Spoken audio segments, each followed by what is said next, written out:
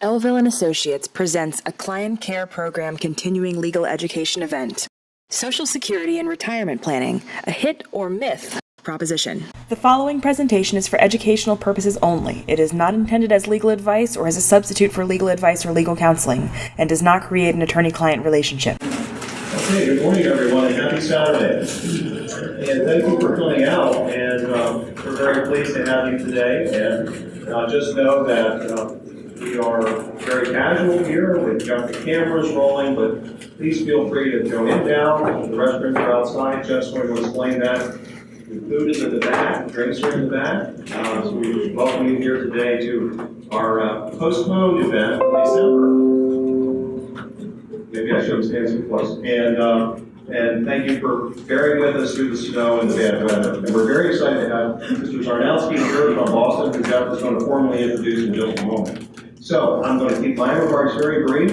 What you're here today to do is to continue to learn and make your planning work. That's the whole theme of our client care program. So whether you're a Gary Greenwald client or an Elville and Associates client, welcome. And along those lines, always remember that you can bring your family and friends. So we always want you to bring your guests or family and friends whenever you would like. And for those of you who have not had a family meeting yet at our firm, and you're part of the CCP program, make sure that you contact either Gary at his firm or Mary Day Kramer at my firm to have your family meeting if you haven't had that yet. And if you haven't had your annual update yet, remember that at my firm, Mary is going to contact you to have that update meeting. We're going to make sure we always contact you and keep you informed, and Gary will do the same for his clients. Also, if there are specific issues that you're having and you want them worked out or something has not been resolved as part of your planning, make sure that's what part of your membership is for us to resolve those issues on an ongoing basis for you. So remember that we're committed to do that. Okay, a couple of other updates. I recently rented a production studio in Annapolis, Maryland. So in central Annapolis, right off of Chinkopin Round Road, we now have a video and audio production studio. What does that mean to you? That means that if you would like to do an archival legacy video, if we want to call that, to speak to your family through video or your goals and values and so forth that you would like them to know about, please let us know, because that's now part of your CCP membership. So if you want to do that, you're welcome to do that, and you can contact Jeff or I to do that. Jeff is going to talk a little bit more about our April 28th event, which is tax reform. So by then, I guess the government is going to be back up and running. I know Glenn said this morning, they're going to be back up and running by Monday. So hopefully that's the case. But I'm going to go next week down to Orlando to listen to the greatest minds in the country, I guess, talk about tax reform and get my mind around it. And I'm going to come back and we're going to carry on top of this as well. And we're going to share our thoughts with you on April 28th. So we'll be right back here, as far as I know, April 28th at the same time. And we may bring a CPA as well. We may have this roundtable discussion with the estate planning side, the income tax planning side, and we'll bring the CPA as our plan. So with that, Jeff, I'm going to let you introduce Mr. Czarnowski.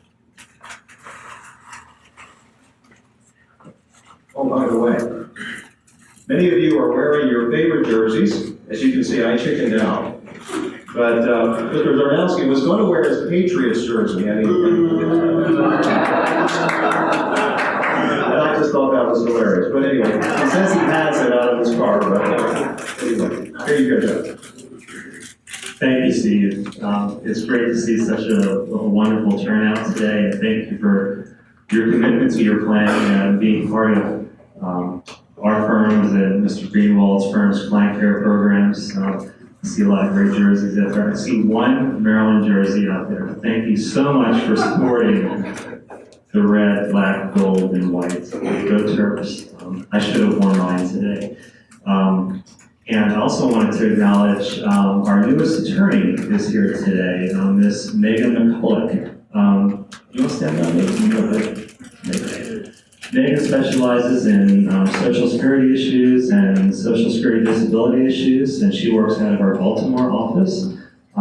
So welcome Megan to the firm. She's been here for about 4 months, I guess, at this point. So it's been a pleasure getting to know Megan, and I'm sure some of you may end up working with her as well. So it's my pleasure to welcome Mr. Kurt Czarnowski here as our primary speaker today. Mr. Czarnowski is currently the principal of Czarnowski Consulting, a retirement planning firm which provides expert answers to your Social Security questions.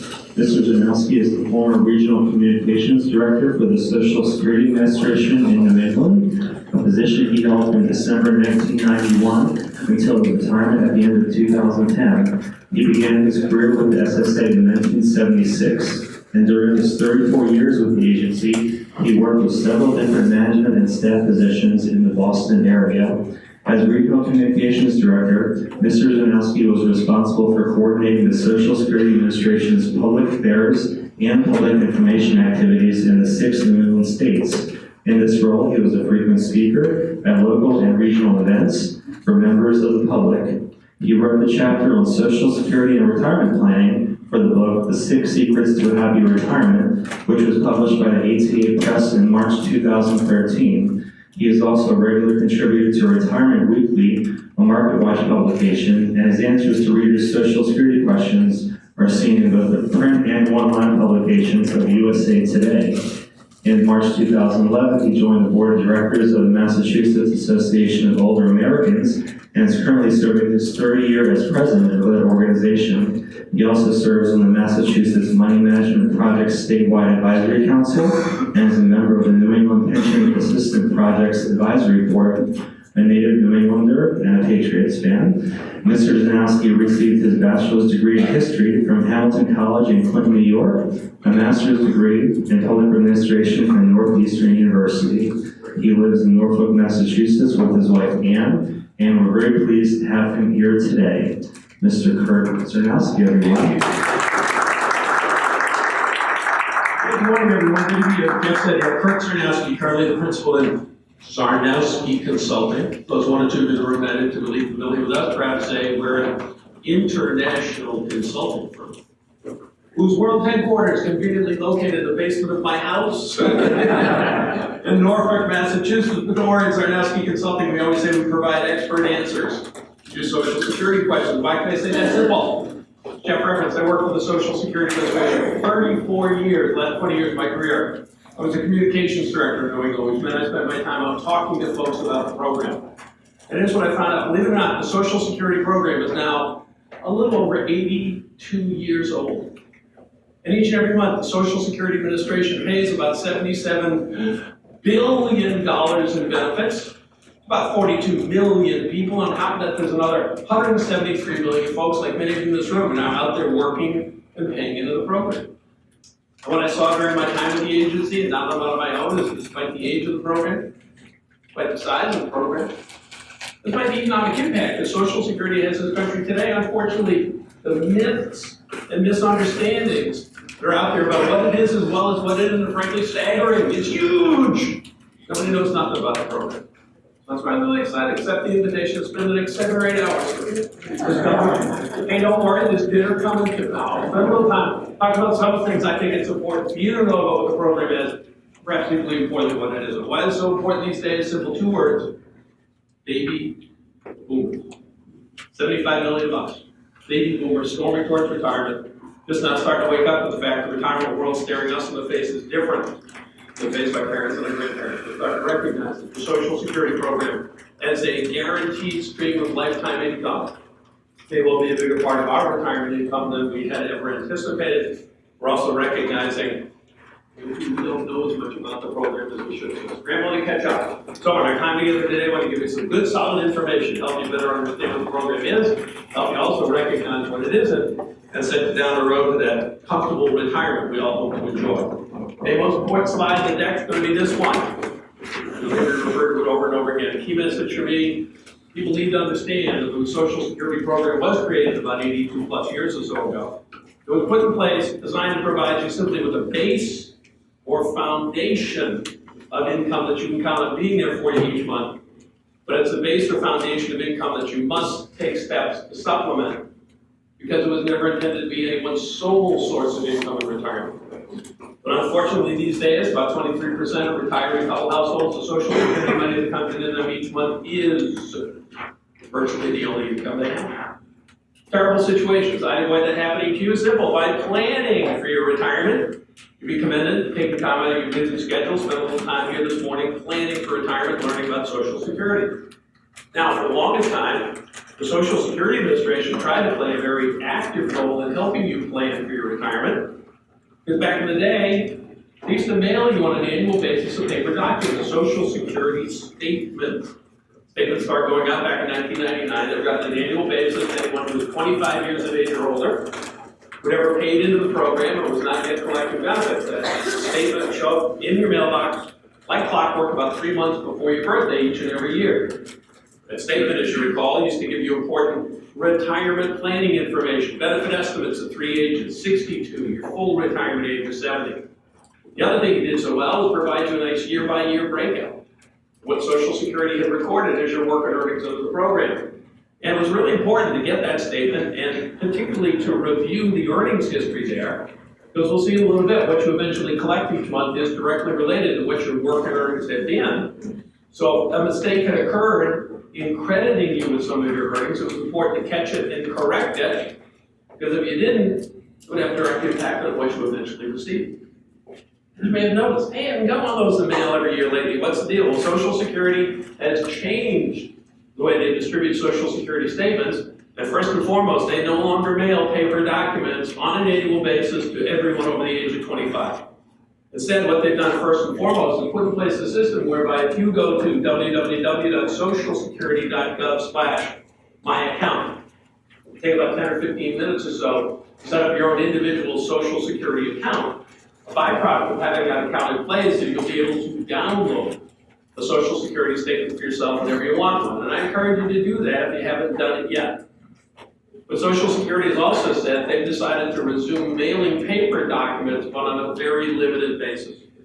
And here they say right now is that if you are 60 years of age or older and haven't set up your own Social Security account, they will mail you a paper statement, same old schedule, about 3 months before your birthday on an annual basis. But that's it for mailings.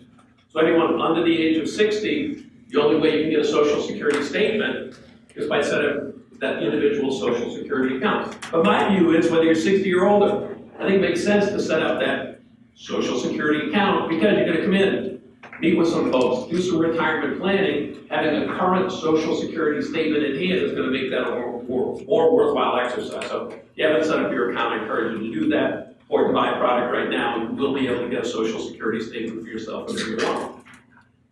And just think about the statement, as I mentioned. Get your benefit estimates only at 3 ages. 62, your full retirement age of 70. And in preparing the estimate in the statement, because Social Security has no idea what your future work plans are, it makes the calculation on an assumption that you're going to keep working, make the same amount of money you made for the past couple of years. We know as well as I do when planning for retirement, may be interested in collecting benefits at something other than just those 3 ages. You'd also be interested in figuring out what would happen to your Social Security benefit if you, I don't know, quit work on Monday and never went back to work. Or maybe went part-time in another couple of years. So I'll remind you about another planning tool you should avail yourself of. It's Social Security's online retirement estimator. Really, the estimator is you work with your own Social Security earnings record without the need to go back and key in all of your prior year earnings like you have to do with certain other commercial software products. But now with the online estimator, you can develop what-if scenarios. Your heart's content. You want to find out how much you get each month from Social Security if you started to collect it, I don't know, 64 and a half, or 68 to 8 months, or whatever age you're interested in. And or you can find out what would happen to your Social Security benefit if you did indeed quit work on Monday. Or maybe you went part-time next year, perhaps even took a second job. So both of those retirement planning tools, the online statement, the online estimator, you should take advantage of those. Both designed to help you recognize programs going to get you this base, this foundation, but hopefully you'll also realize, I need to find ways to supplement what I'm going to get from Social Security because it was never intended to be your only source of income in retirement. And obviously, the sooner you start to take those steps, to supplement your Social Security, the more likely you are to have that comfortable retirement we all hope for. So, a quick review: how do you get coverage and protection under Social Security? You do because you work in a job where Social Security or payroll tax is deducted from your pay.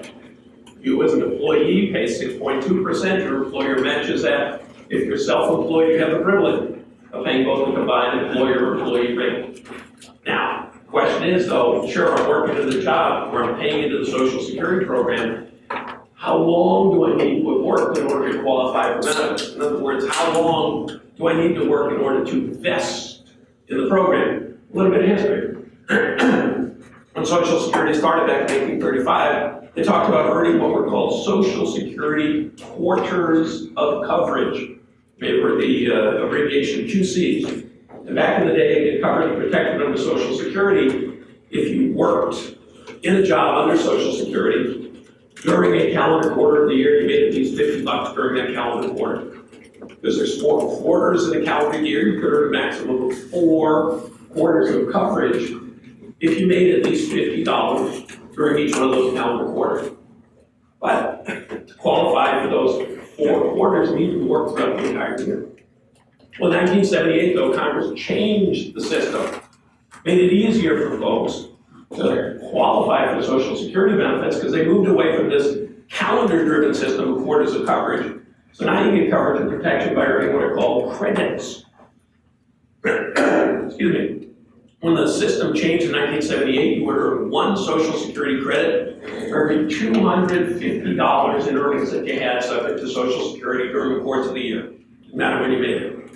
Because you could still earn a maximum of 4 credits during a calendar year. It meant that year, for example, you had earnings of $1,000 or more, you earned your 4 Social Security credits for that year's worth of work. The passage of time, amount of money required to accrue credit has increased. This year you get 1 credit for each $1,320 that you make, again, in the job covered by Social Security. Again, it doesn't matter when you make it, but because you can still earn a maximum of 4 credits. This year, you have earnings of $5,280 or more in a job covered by Social Security. You're going to accrue your 4 Social Security credits for this year. The bottom line is, once you've accumulated 40 quarters of coverage and or credits, the good news is you are now vested, if you will, in the Social Security program. You're insured for benefit, and you will absolutely, positively get something from Social Security each and every month when the time comes. We'll talk about what when the time comes means. We'll talk about how much of that's going to be in a second. But with 40 credits, you get your foot in the door, you're always going to get something. So what happens if you don't accrue 40 credits? Well, unfortunately, you can't qualify for any benefit based on your own work earnings. But it may be possible to collect based on the work and earnings of your spouse. And we'll talk about how that system works as well. So 40 credits, the equivalent of 10 years of work under the system. Excuse me, that's what gets your foot in the door. You have to earn 4 credits in a year. No, you can't earn more than 4.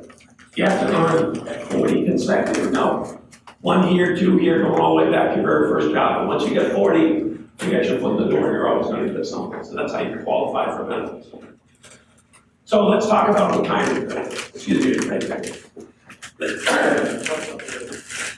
No, I've got water here.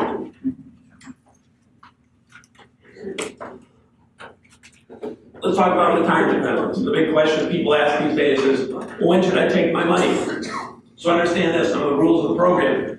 You get choices, you've got options. What I can try and do today is make sure that you understand what those choices and options are. In other words, I can help you understand what you can do under the program. But ultimately deciding what you should do, it's your choice, your decision. I can't tell you what you should do. But my view is, unless and until you fully understand what you can do, you're in a position to decide what you should do. So let's make sure you fully understand your choices and options. And as we go through the exercise, I always say, you need to start by making sure you know what is called your full retirement age for Social Security purposes. When the program started back in 1935, Congress said full retirement age is the month you turned age 65. And it was that for everybody without exception. And it continued to be age 65 until 1983, when Congress changed the law, increased Social Security full retirement age for anyone born 1938 or later. Increase has gradually been phased in over time. We're at the point where for a big chunk of us baby boomers, and it was born between 1943 and 1954, our Social Security full retirement age is the month we turn age 66. And it's important to note that under current law continues to increase beyond that. Tops out anyone born 1960 or later as a Social Security full retirement age is the month you turn age 67. Now, understand this, collecting at full retirement age, that isn't your only choice, it isn't your only option. But make sure you know what yours is, because you'll see as we go through the discussion, a lot of features of the program flow from at least having reached your full retirement age, to make sure you know your own individual full retirement age. Now, the rules of the program, oh, there's a little nip of something in there. A little Irish coffee is right. Under the rules of the program, you have to start taking your money the month you hit your full retirement age. That means one thing and one thing only. It means you'll collect 100% of the amount your work earnings entitle you to draw. We'll talk in a second how that all gets figured. And that's what full retirement age is, 100% of your work earnings. But among the options you have to start before full retirement age, if that makes sense for you. And under the rules of the program, you have a lot of choices. And you can start as early as age 62 if you choose to do so. And here's the thing, Social Security, as the name implies, is a social insurance program. And so Congress has built certain social goals into it. And one is to hope that everyone ends up with roughly the same amount of total lifetime benefits, regardless of when they start to draw them. So under the rules of the program, you have to start taking your money before you've reached your full retirement age. By starting earlier, in theory, then you'll now be collecting for a longer period of time. So you're gonna find that you get less on a monthly basis. How much less? It's roughly 0.5% per month less. For each month prior to your full retirement age, you have to collect 0.5% per month, about a 6% per year haircut by starting to take your benefits early. And oh yeah, by the way, it's a permanent reduction. None of those myths that are out there, too many folks mistakenly think, yeah, I know I'll start early, I'll get less. But as soon as I hit my full retirement age, my payment will zoom up. No, a permanent reduction.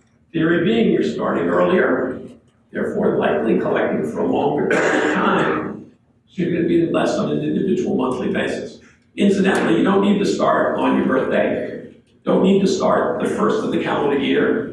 Whatever point you want makes sense for you, that's when you can start, but understand, you have to start taking your money before you've reached your full retirement age. You get less for the rest of your life.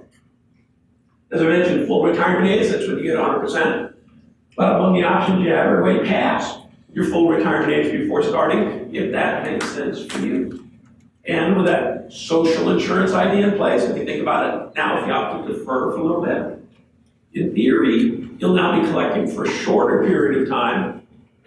So by all rights, if you waited, your monthly amount ought to be increased, right? And it is. These are called delayed retirement credits.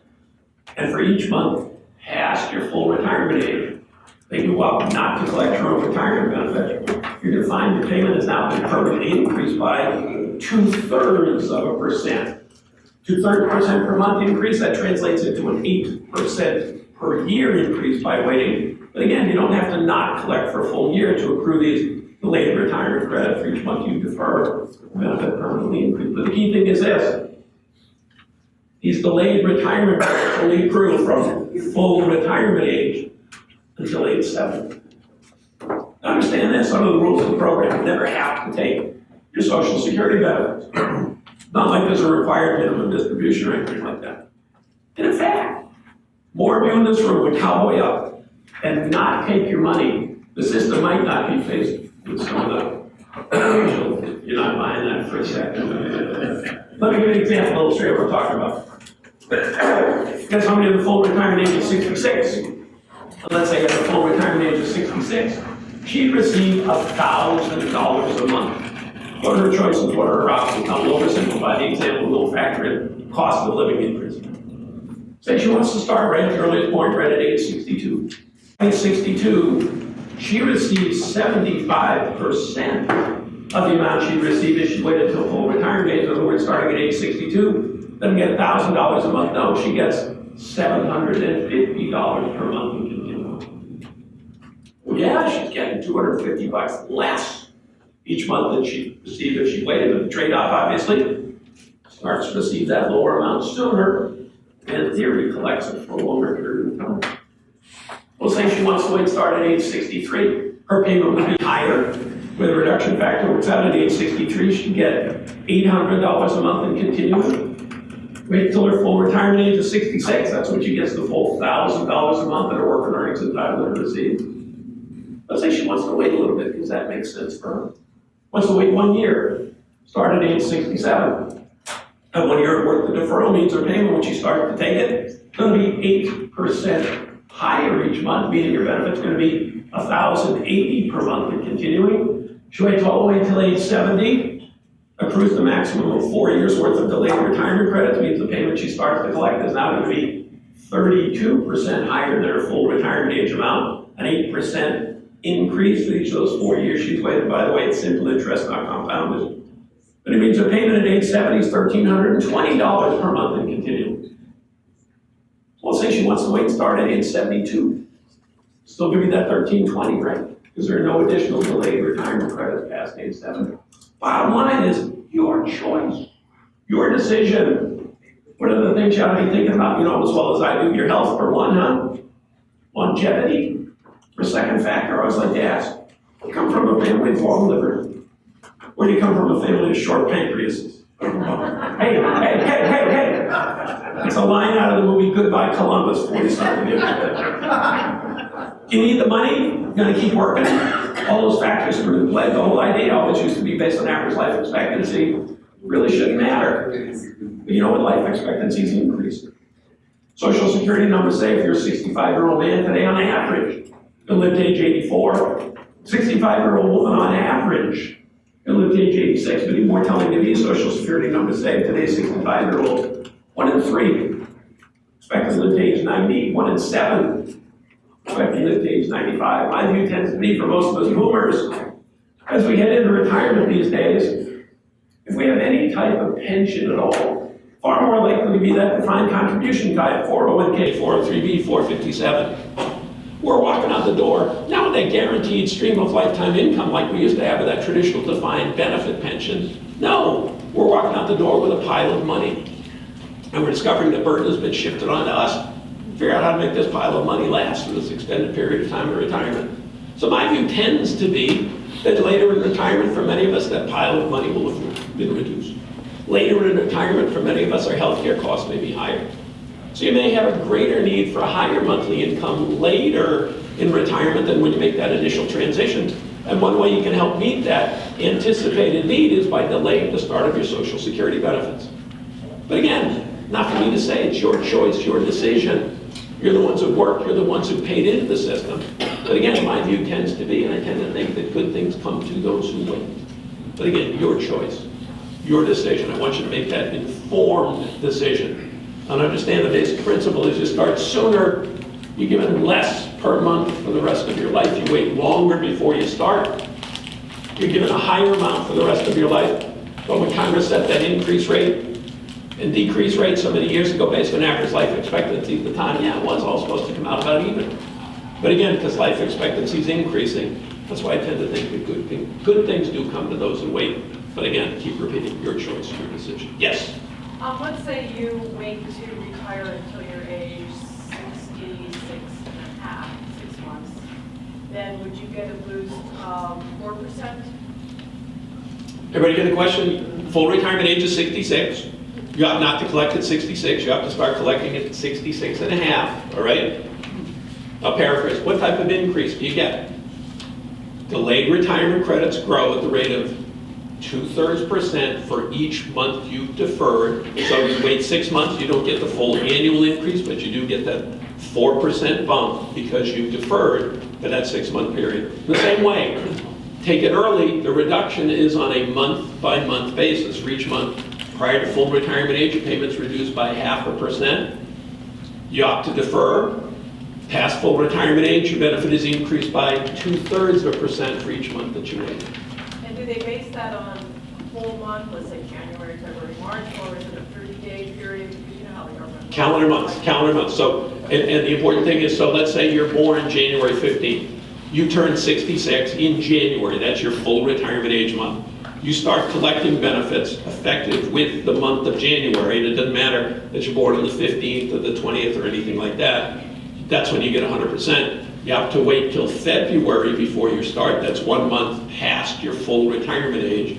Your payment's going to be 2/3% higher because you waited that 1 month, but it's on a calendar month basis. Incidentally, quick reminder for folks who are younger or have full retirement age something other than age 66. Let's say you have a full retirement age of 67 because you're born 1960 or later. It's important to point out, under current law, you can still start to collect retirement benefits as early as age 62 if you choose to do so.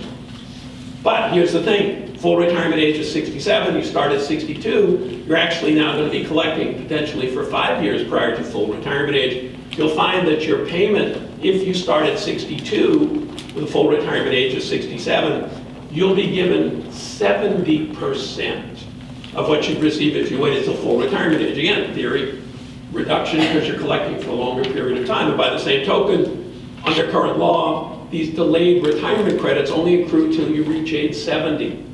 So you get a full retirement age of 66, delayed retirement credits accrue from full retirement age until 70. So the full retirement age of 67, you get a 3-year window in which you can accrue delayed retirement credits. Means, again, under current law, I think this may well be changed, but it means your benefit at age 70 is only going to be 24% higher than your full retirement age amount. Because again, the reduction is on a month-per-month basis. The increase, month-per-month basis by deferring, but only up until age 70. Yeah?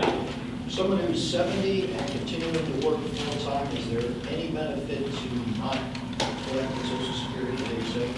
So the question is, age 70, still working, is there any benefit to not collecting? Well, there may be a tax implication of collecting, because we'll talk about how Social Security benefits get taxed. But the important thing is, by waiting past age 70, you see no additional increase in your benefit because you waited past age 70. Now we'll talk about how work impacts your ongoing ability to collect. We'll talk about that in a second.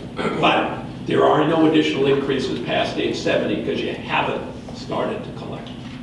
So basically, think about it, you kind of got this continuum, start as early as 62, doesn't make any sense to wait past age 70. Question is, what point along that line makes the most sense for you? Recognizing you start prior to full retirement age, you get less. You wait past full retirement age before starting, you're going to get more. Again, your choice, your decision.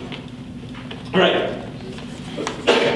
Second big area I get questions about is, well, how do they figure out how much I'm getting anyway?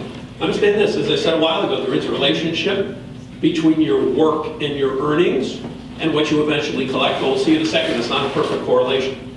But in calculating anybody's benefits, Social Security uses a formula that Congress has written right into the law. Formula is a number of different steps in it. First step, an important one, Social Security does go back and adjust all of your prior year earnings for inflation.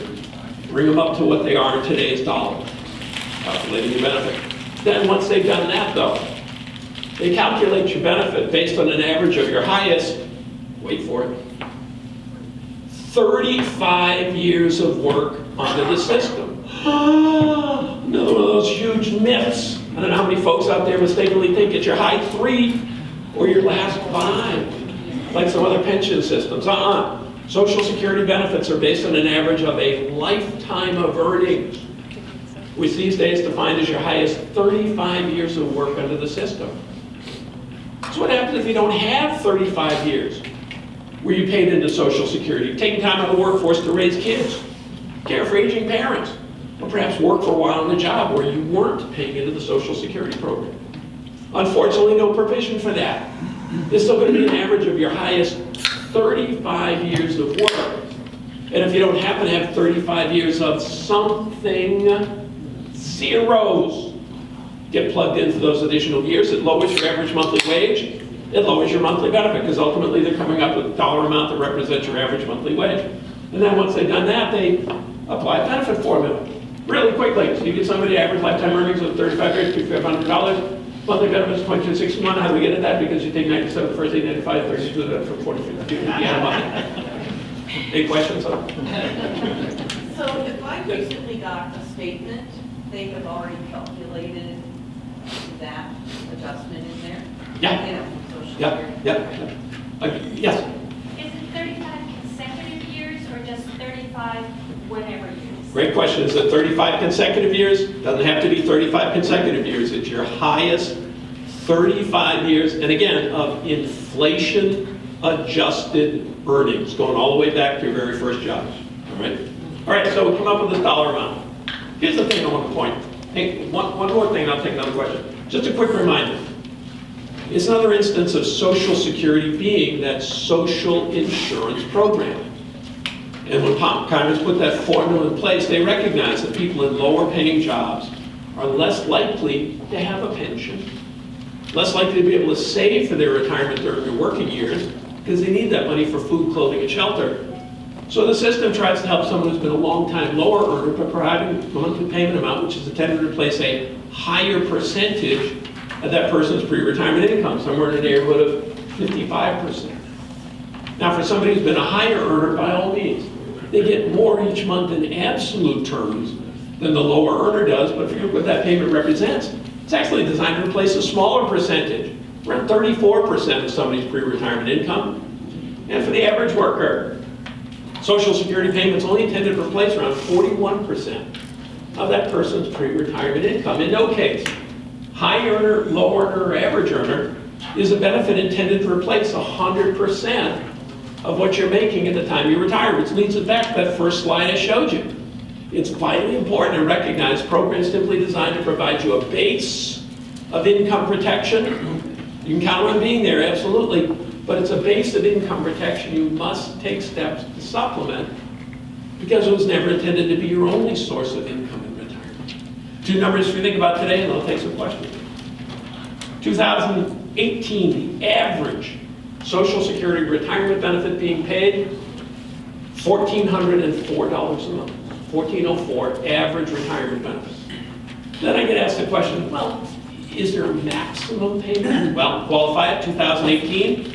Somebody who's at full retirement age of 66 this year, who for each of the past 35 years has had earnings at or above whatever the taxable maximum has been, because that's an important point. Each year there's a maximum level of earnings upon which Social Security tax is imposed. This year, it's $128,400.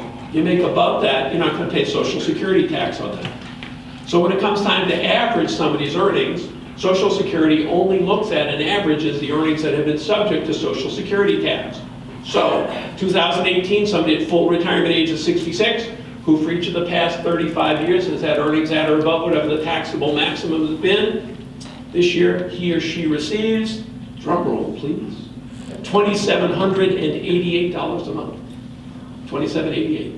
Maximum full retirement age, $1,404 average benefit.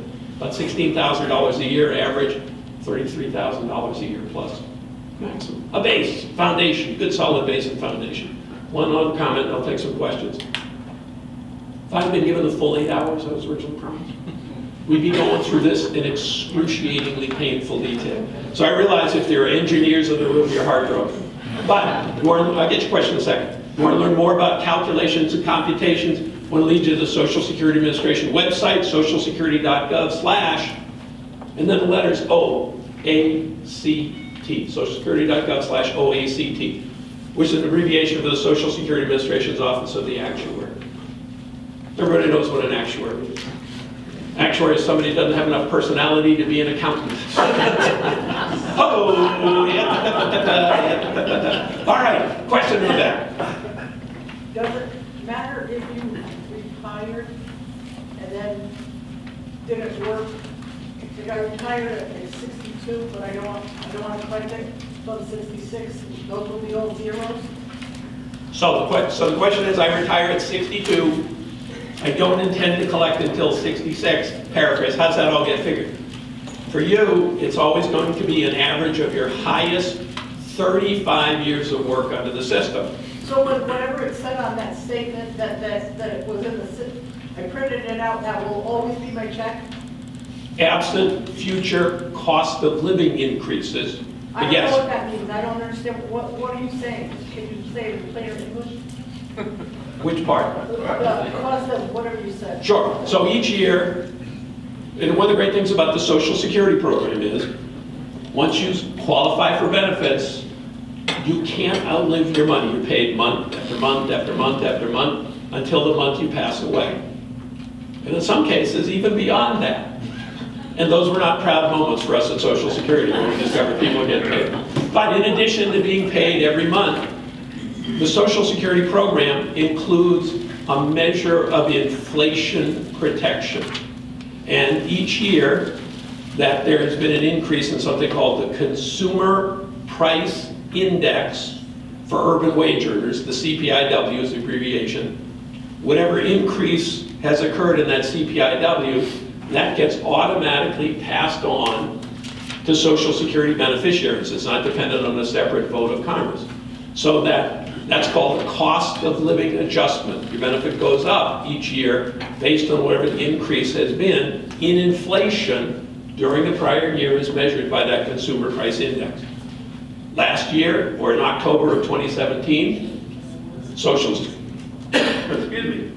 Security announced that folks beginning this month would receive a 2% increase in their benefit payments because from the third quarter of 2016 to the third quarter of 2017, that Consumer Price Index measure increased by 2%.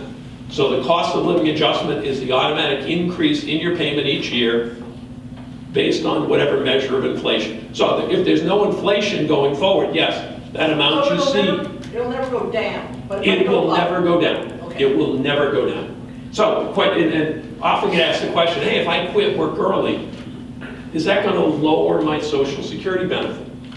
And I say, no, it's not going to lower your Social Security benefit, but it probably means that your benefit might not be as high as it would have been had you continued to work and continue to make ever higher amounts right up until your full retirement age. Because for most of us, the way the wage system works, your highest years of earnings tend to be those later in your life. So if you stop work early, you are foregoing, if you will, the opportunity to have higher levels of earnings, which would increase your benefit. But it doesn't lower your benefit by stopping work. It's always based on your highest 35 years, whatever they are. But if you had continued to work and pay in at a higher level, it would result in a higher benefit amount. Yes, sir.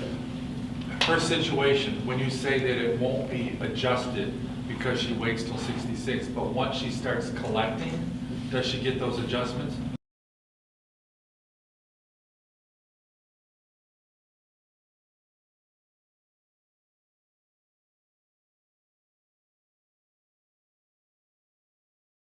Can I have a follow-on question? Sure. I have the 40 quarters because I worked for the federal government 15 years. But before that, I worked, you said you have to have 35 years. I worked under PERS for the state of Ohio, so I didn't pay the Social Security. Did they cap that money that I earned those years? No, because you weren't paying into the Social Security program. It's an average of your highest 35 years of work where you've been contributing to Social Security. But what if I don't have 35 years? If you have 10 years, you're always going to get something to get you your 40 credits. But once you've got that, when it comes time to figure your benefit amount, it's going to be based on an average of your highest 35 years of work. So if you don't happen to have 35 years of something, let's say you have 15 years where you paid into Social Security, your benefit's going to be based on an average of those high 15 years plus 20 years of zero earnings. Lowers your average monthly wage, lowers your monthly benefit. All right. So we talked about when you can collect, we talked about how benefits are figured. Yes? Just to reiterate, you had mentioned that the maximum that you can receive from Social Security is $2,780. And is that based on a salary of greater than $128K for 3 years? Or can you explain over that one more time? Sure. For me, please? for your eliminate. So again, it's based, your benefit is always calculated based on an average of your highest 35 years of work and earnings. So that figure I gave you, the 2788, that's for somebody who is at full retirement age of 66 this year, who for each of the past 35 years has had earnings at or above whatever the taxable maximum has been for each one of those years. This year, 2018, for example, you pay Social Security tax on the first $128,400 that you make. Last year, 2017, it was the first $127,200 that you make. It was something less than that. But that person, age 66, who for each of the past 35 years has had earnings at or above whatever the taxable maximum has been, that's the person who gets 2788 this year. Thank you. That's Yes? You said last 35 years. What do you mean 35 years in their past earnings? Is that right? Well, again, because the taxable maximum goes up year over year, to have the maximum, that 2788, they need to be 35 consecutive years, because if you have a couple of zeros in there, you may have had prior years at maximum earnings, but the maximum earning level would be lower for those prior years, but it's your highest 35. The highest 35 and absolute earnings. Okay, so if you were at the maximum, you stopped working for 5 years. You're at maximum for 5 years, stop working for 5 years, work at the maximum for another 30 years. You're not going to get as much as if you had been at maximum for those 35 consecutive years. Yes? Where do you find that number for the maximum per year? That's not the same thing as substantial earnings. Absolutely not. Not the same as substantial earnings. Social Security's website has it. Okay, it's on there. It's the taxable maximum. Okay, thank you. All right, so let's talk about working and retirement. Oh, yes, sir. Just for those of us that are anal and really notice stuff, slides, numbers, and the numbers of the amounts are different from what's in our handout, so it's just a little confusing. Yeah, I think we get confused on what we were going to be showing today, so I apologize for that. All right, so We'll make sure that the slides that you're showing are sent out to our client care clients. Right. This week. all right, so let's talk about working and retirement. Get a lot of questions about this as well. Here's another area where it's important to know what your full retirement age is. Because under the rules of the program, you have to start collecting benefits before you've reached your full retirement age. But you want to keep working. You need to understand that you're limited in how much you can earn before it begins to impact your ability to collect. 2018, you're under your full retirement age and working.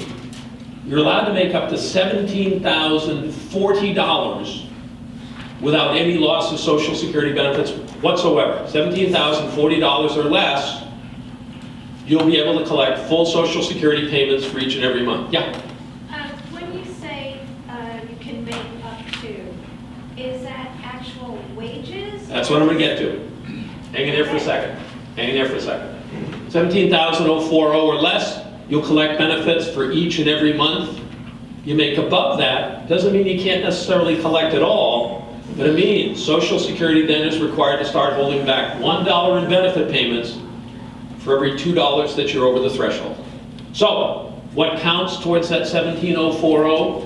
Two things only: wages or net income from self-employment. In other words, earned income only. That whole wide world of unearned income you might be receiving, a VA benefit, General Motors pension, 401k distributions, bank interest, dividends.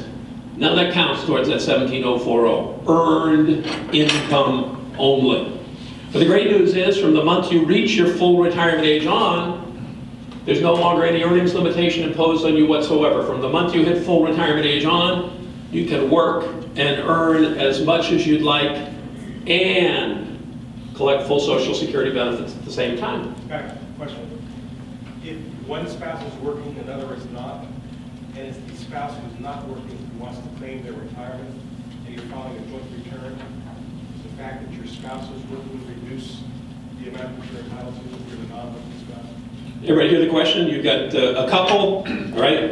One member of the couple is working, the other member of the couple is not. The other member of the couple who is not working wants to collect Social Security benefits. Does the earnings of the working member of the couple impact that other member's ability to collect? The answer is no.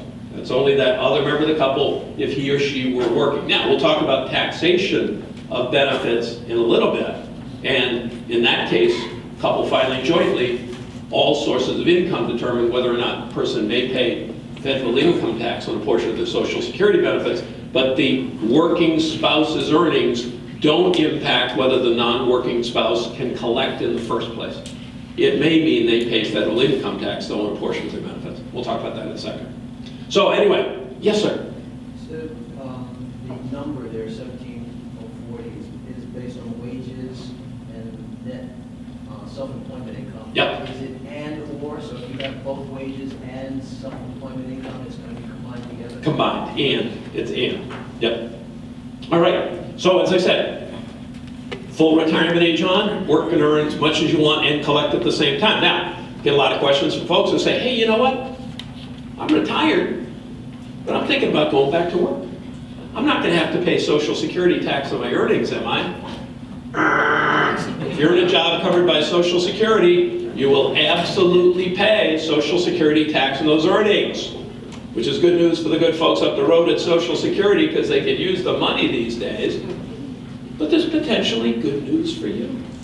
As I mentioned, your benefit is always calculated by averaging your highest 35 years of work under the system.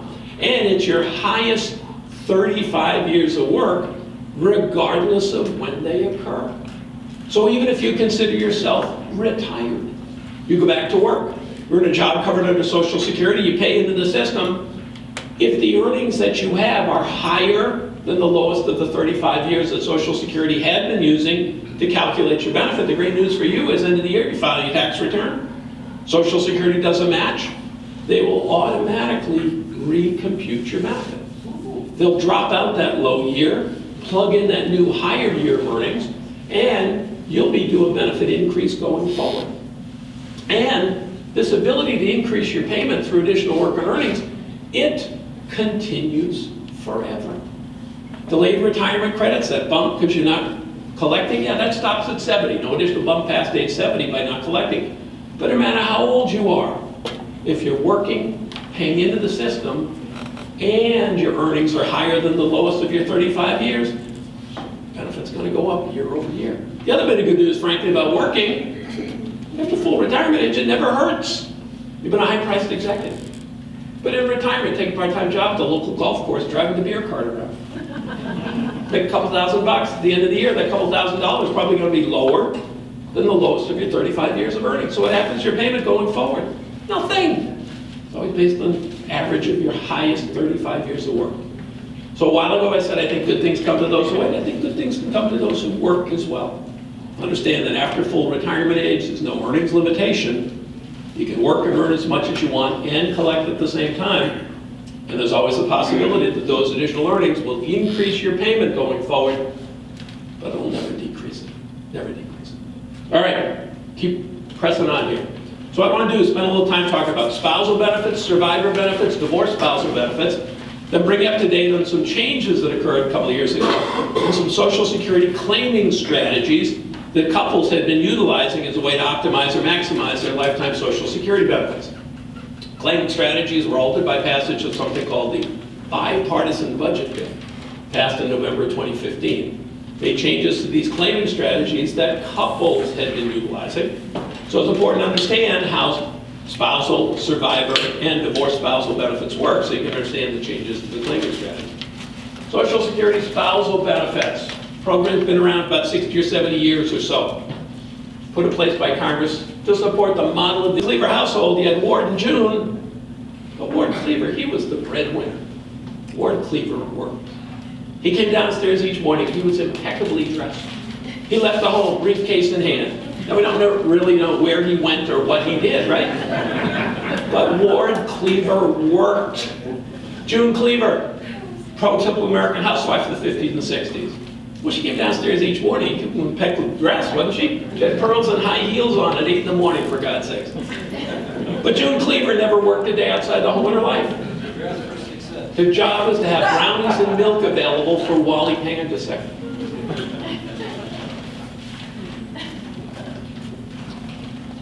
Leave It to Beaver. It's on Nick at Night.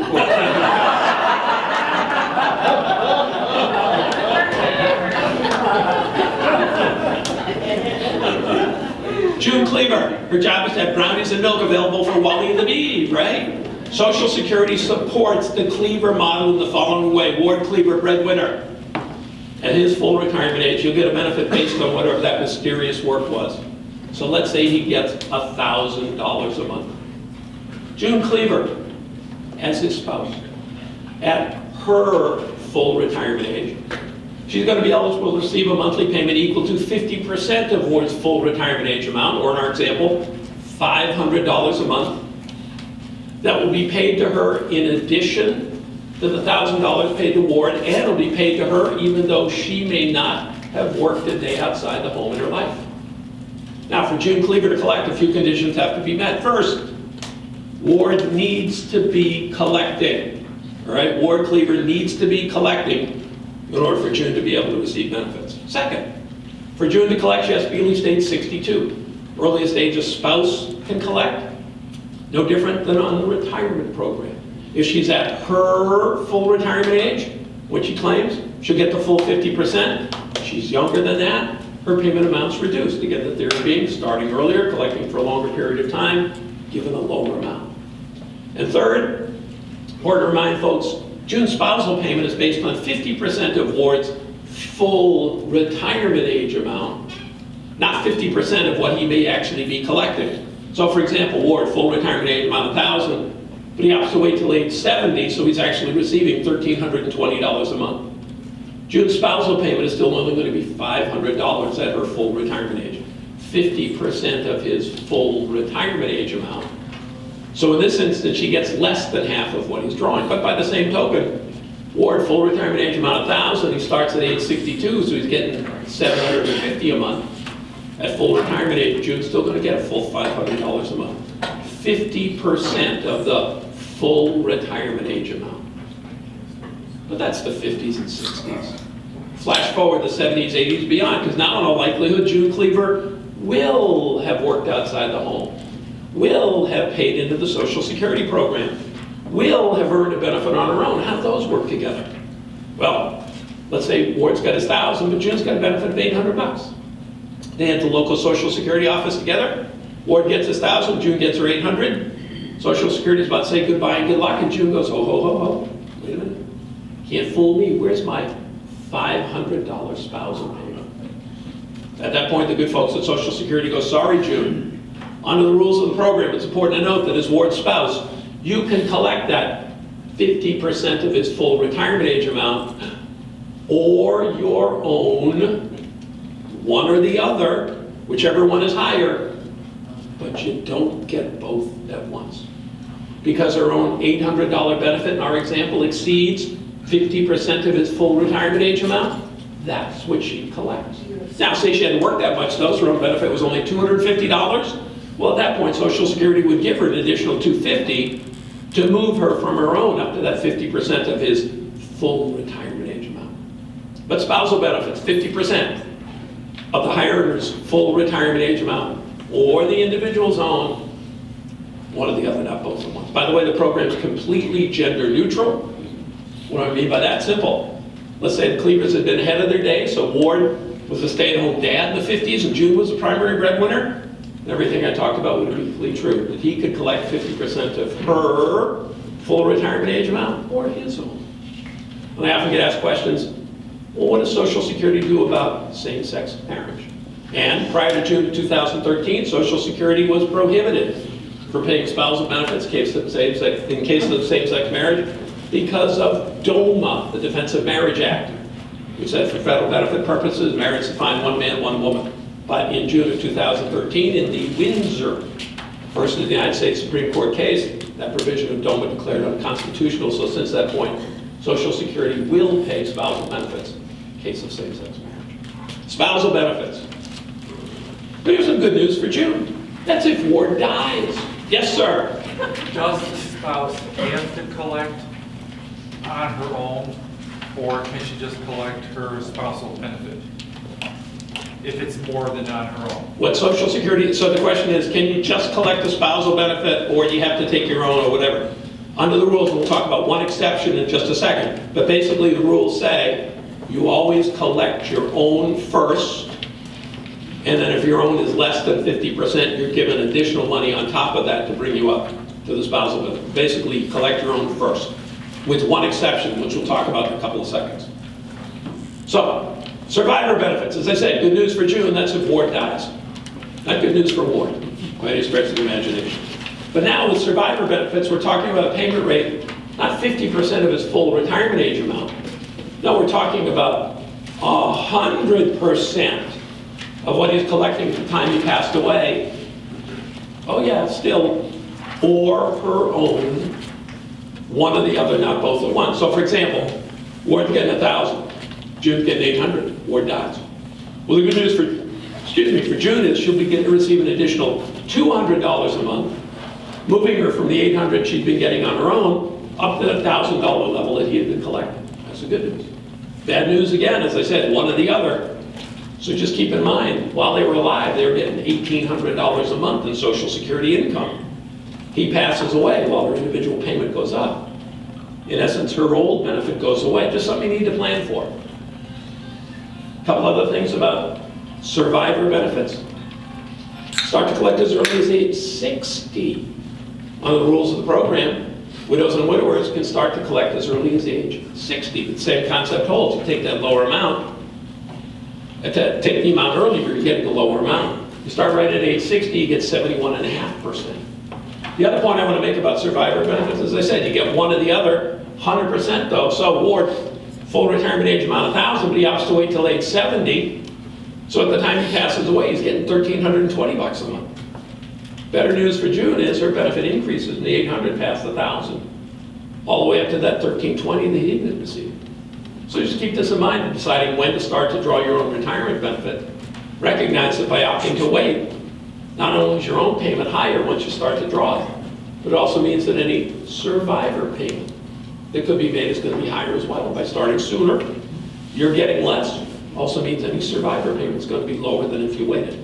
Incidentally, it's Ward's benefit amount if he was collecting payments at the time he passed away, or what he would have been drawing had he started collecting the month he passed away. So Ward, full retirement age 66, intends to wait to age 70, passes away at age 68, never having drawn a penny. June's survivor benefit's going to be based on his age 68 payment rate. It won't be 32% higher than his full retirement age amount because he hadn't lived all the way to 70, but it will be 16% higher. Those delayed retirement credits that he had been accruing by waiting do mean that her survivor payment is higher. Again, another reason good things come to those who wait. Yeah? All this is independent of the survivor's income or retirement status. Hang on to that. We're going to talk about that in about 30 seconds. So as I said, start as early as age 60. Quick reminder, though, about survivor benefits. As I said, you can collect on one account or the other at a time. You don't collect both payments at once. But it's important to remind folks that under the rules of the program, for example, June Cleaver, widow at age 60, she can opt to collect a reduced survivor benefit starting at age 60, collect, hit her full retirement age, apply for and receive at that point her own unreduced retirement benefit, or perhaps she wants to wait till age 70 before switching over, files for her own at age 70, her retirement payment will have accrued those delayed retirement credits, be 32% higher than she would have received had she started at her full retirement age. But again, she's collecting on one or the other at a time. Reverse is true. She can start to collect reduced retirement benefit at 62, for example, and at full retirement age, switch over, collect full unreduced survivor benefit, collecting on one or the other at a time. But the important point is this, and answer your question. Whether you're talking about retirement benefits, spousal benefits, or survivor benefits, and you're looking to collect prior to reaching your full retirement age, that earnings limitation we talked about a couple of slides ago applies. So June Cleaver, widow at age 60, making $500,000 a year. While she's old enough to collect the survivor benefit, she's not going to be eligible at that point because she's making too much money. But again, at full retirement age, that earnings limitation goes away. So under full retirement age, earnings impact your ability to collect, whether you talk about the retirement benefit, spousal benefit, or survivor benefit. All right, I glossed over a tragedy that actually befallen the Cleaver family, that after many happy years of marriage, Ward ran off with his 24-year-old secretary. And June divorced him. Can she collect based on Ward's work and earnings as a divorced spouse? The answer is potentially, if a few conditions have been met. What are those conditions? First and foremost, the marriage needs to have lasted 10 years prior to the divorce. Check. Second, for June to collect, she cannot be married. For her to collect as a divorced spouse, she cannot be married. Ward, the cad, he could have remarried that young hussy without impacting her ability to collect, but she cannot be married. Thirdly, she has to be at least age 62. Earliest age a divorced spouse can collect, no different than regular spousal benefits. But there is one advantage that accrues in cases of divorce that doesn't apply if the marriage were intact. As I mentioned, they're still married. June can't collect as a spouse unless and until Ward's actually collecting. What the law says in cases of divorce, as long as they're both 62 years of age or older, and the divorce was finalized at least 2 years ago, she can begin to collect based on his work record, even if he has not yet started to collect. Both have to be 62, divorce finalized 2 years ago. She can collect even if he has not yet started to draw. So those conditions being met, what's she entitled to receive? Simple, as if the marriage was still intact. She'd receive 50% of his full retirement age amount, or her own. One or the other, not both at once. Hang on just a second. He passes away, now she gets 100% of his or her own, one or the other. And the last point is this last bullet. The law designates divorce spousal payments as being absolutely, totally, completely independent of anyone and everyone else in the record. So Ward could have 3 or 4 exes. Each one of those, if the marriage lasted at least 10 years, could be collecting without having impact on anyone else. Yes? I'm not asking for myself. But I've got a friend who couldn't be here today. No, one of my relatives, that third one, if you have been divorced at least 2 years, and you want to collect off of him, would he know that you were collecting off of him? So the question is, and I'll paraphrase, how did Privacy Act impact all of this? Under the rules of the program, there is absolutely no way that Social Security should be informing him that she's collecting. Collecting absolutely, totally, completely independent. He shouldn't know anything about her, and the same token, Social Security shouldn't be revealing any information about him to her as to where he is or anything like that. She should just be given a dollar amount. So what would she need to collect, just a Social Security number? So what would she need to establish eligibility? If she has his Social Security number, that would help. But then, when she applies for benefits, she'll need to provide a marriage certificate, a copy of the divorce decree to establish that the marriage lasted at least 10 years. Yep. All right, so we talked about spousal benefits, survivor benefits, divorce spousal benefits. I want to quickly touch on some strategies, then we'll take like a 2-minute stretch break, and then we'll have the big finish. 3 strategies we're going to talk about. File and suspend, claim some now, claim more later, and then what is now called the no-can do-over.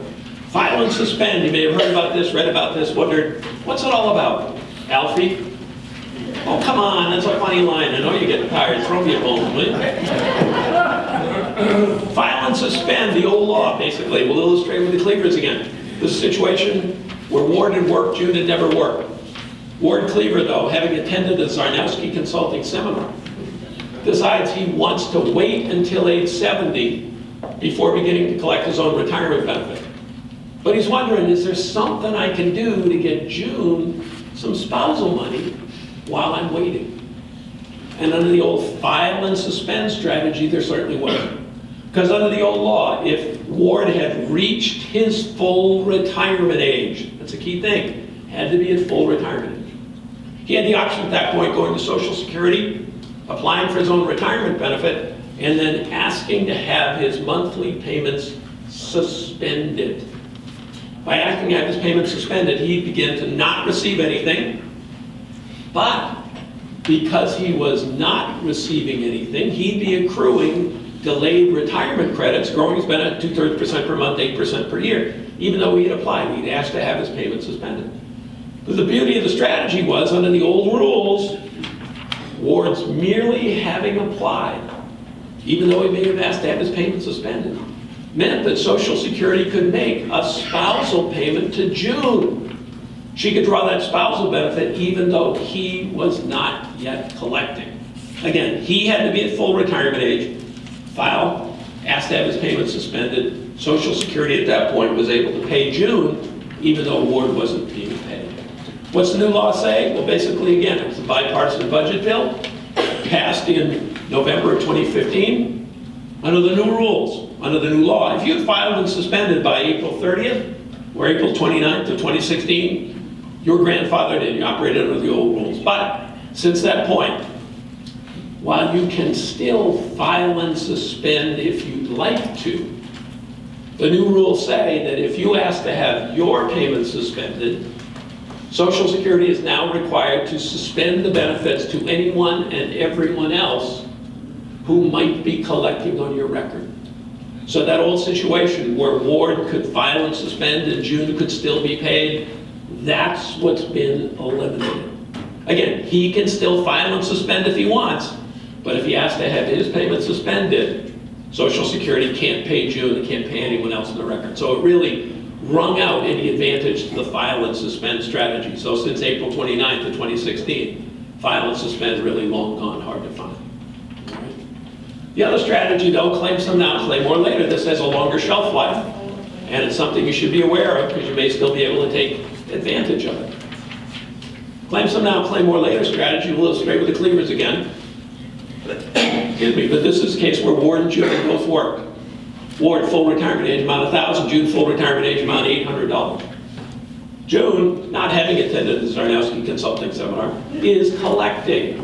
But Ward, he still wants to wait till age 70, but he's wondering, is there something I can do to get me some money while I'm waiting?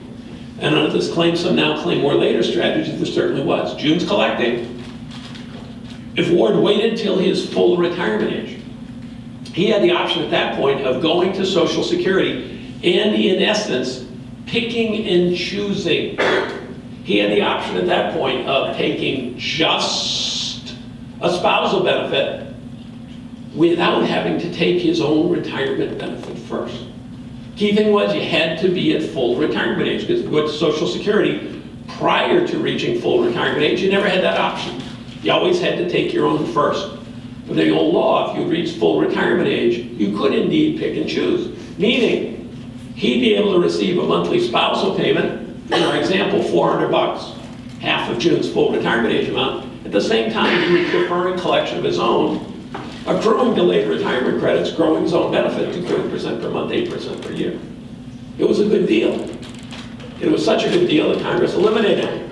Because basically what they said, and again, they had a longer phase-out period, the new law basically says, if you were born January 1st, 1954 or earlier, born January 1st, 1954 or earlier, then at your full retirement age, if your spouse is collecting, you still have the option of picking and choosing. You still have the option of taking just a spousal benefit without having to take your own retirement benefit first. Again, born January 1st, 54 or earlier, meaning you had reached age 62 by the end of calendar year 2015. Then, at your full retirement age, if your spouse is collecting, you still have the option of utilizing this strategy. You can still take just a spousal benefit, receive 50% of your spouse's full retirement age amount, and let your own grow. But, born after January 1st, 1954, in regards to this strategy, in the vernacular, you are S-O-L, all right? Meaning, no matter what age you're at, when you go to Social Security, you don't have the option of picking and choosing. You're always required to take your own retirement benefit first, and if your own retirement benefit exceeds 50% of your spouse's full retirement age amount, that's all you get. You don't have the option. One more second. But the last thing, just a quick reminder on the change to the strategy, this doesn't impact what I talked about in terms of widows and widowers having the option of taking one and then claiming the other at a later date. Spousal benefits only. So again, you're born prior to January 1st, 54, at your full retirement age. If your spouse is collecting, you still have the option of taking just the spousal payment, allowing your own to grow, filing for your own at whatever point you want. Yes, sir? If we got, let's go back to June and more. Mm-hmm. If June's has a social security benefit, but it's much smaller than Ward's, and they both start collecting that benefit. Mm-hmm. And then June goes to one of the seminars and finds out that Ward's, 50% of Ward's benefit is much higher than her own social security benefit. Can she at some point change what she's collecting from her own towards 50%? So the question is, if technically she wouldn't change, she would continue to draw her own, and she'd be given additional money to move her up on top of that. But that should, Social Security, part of the application process for her or for Ward asks about, is your spouse collecting, designed to try and identify situations like that and pay her right away. So she doesn't have a right to pick and choose, but she'd be due additional money. If she started collecting before Ward did, Yep. then the answer to that question on her application would have been no, but it became yes. So, but it became yes when Ward applied. Right. At that point, Ward would have been asked, do you have a spouse? He goes, yeah, I got June. Social Security should have identified that June's own benefit was less than 50% of Ward's, and they should have taken steps to increase her payment at that point. I like the should have. What if they did? Then, if Social Security had that information, hadn't acted on it properly, then she's due benefits back to the time he applied. Absolutely. Yes? Just kind of shot at your former employer, but I have to tell you, I was covered by that, and I had an argument all the way with the second level supervisor that was the case. They're not aware of that in the offices. Yeah, well, they're getting there. No doubt about it. I've heard that too. You know, and I worked for Social Security for 34 years. By and large, like any large organization, you're going to have some people that are less good than others, and unfortunately, you probably stumbled upon a couple of less good ones. Yeah. Hopefully, it all came out, worked out in the end. Eventually, I had to go and find it in the law and take it to them. Yes, sir. Can you explain once again, when is your spouse, or if your spouse is eligible to apply for and receive Social Security benefits under this, what you've been talking about? So you just talk about the strategy or in general? No, just in general. All right. When is your spouse, or is your spouse eligible at some point? Sure. So, has your spouse worked and paid into the Social Security program for at least 10 years? Yes. Meaning the spouse can potentially collect a Social Security retirement benefit based on the spouse's own work record, now, as early as age 62. Right, independently. Now, then you apply for benefits. At the point that you begin to collect, Social Security compares your spouse's full retirement age amount with 50% of your full retirement age amount. And if hers is less than 50% of yours, at that point, she's due additional money to move her from her own retirement benefit up towards that 50% of yours. your spouse is due to leave her. She's never worked, she's never paid into Social Security. At what point? When Ward starts to collect. If she has never worked, never paid in, she has no eligibility based on her own work record, she can only collect as a spouse, which means she can only collect once you start to collect. Okay, supposing she has worked all these years, but has never paid into Social Security because of the conditions of her employment. We're going to talk about that in a second. It's government pension offset situation. We'll cover all of those because I know it's important in this area. Yeah? Anyone born January 54 or earlier, does that apply to the worker or the spouse? No, good question. So what it applies to is the person who wants to take just the spousal benefit. So Ward Cleaver has, if he's born prior to January 1st, 1954, he's at his full retirement age. If June is collecting then, meaning she could have started at age 62. She could be 62 now collecting. As long as she's collecting, doesn't matter when she was born. But for him to be able to just take the spousal benefit, it applies to him. And then when he starts getting his own, he gets jacked up, and so does the wife's. Absolutely. At that point, once he starts to collect, she maybe do some additional money at that I point. gotta say, I'm glad I came to this stuff. I'm glad you came too. Wear that goofy Capitals jersey. Funny, you don't look Russian. Yes. So the difference between this and the file and suspend is file and suspend, you can collect the spousal benefit without anybody actually collecting their social security. So in this case, the ward has to be collecting the social security for June to be able to do this. Right. That's one of the couples. Yes, in this case, somebody has to be collected. Yes. When you're talking about claiming Social Security, Yeah. are you talking about money or Medicare? No, we're talking about money. Only money? Money. We'll talk about Medicare in a second, real quickly. All right, just a quick reminder. Sorry. May have heard about or read about something called the Social Security do-over. Just want to bring you up to date on that. Social Security's always had in place a process by which if you changed your mind about collecting benefits, you could undo what you had done. The secret was, for you to undo, you simply repaid any benefits that you would receive. Social Security never charged interest. So what had evolved probably a decade or so ago was a strategy that, for example, Ward Cleaver starts to collect at age 62. Collect, get that reduced amount. Age 70 goes back to Social Security and says, hey, I changed my mind. Want to undo what I had done 8 years ago. Social Security go fine, figure out how much he received, pay that money back without any interest being charged.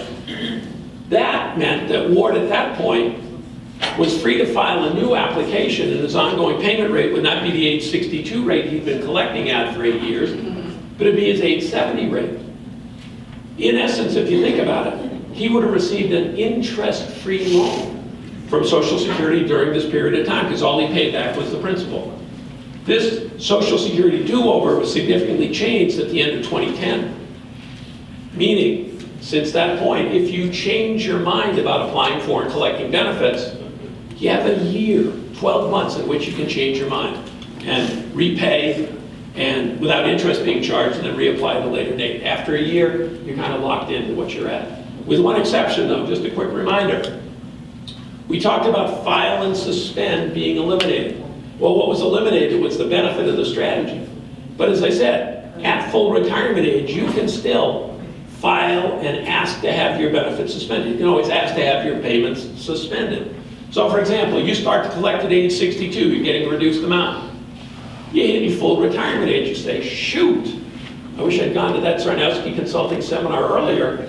I'd like to increase my benefit. Just a reminder, under the rules of the program, because you're at your full retirement age, you still have the option of calling up Social Security and asking to have your payments suspended.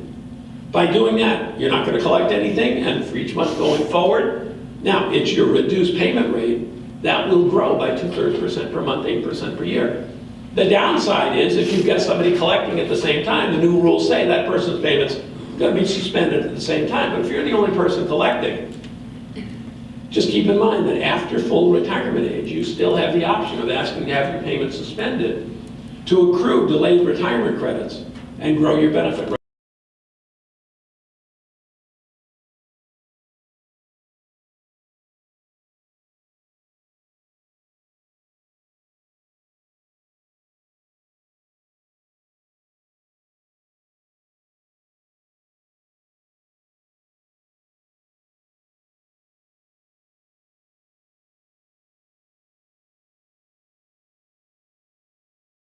Last sentence, you're saying that the other party, the other spouse has to suspend. If the other spouse is collecting as a spouse on your record, that's what the file and suspend is.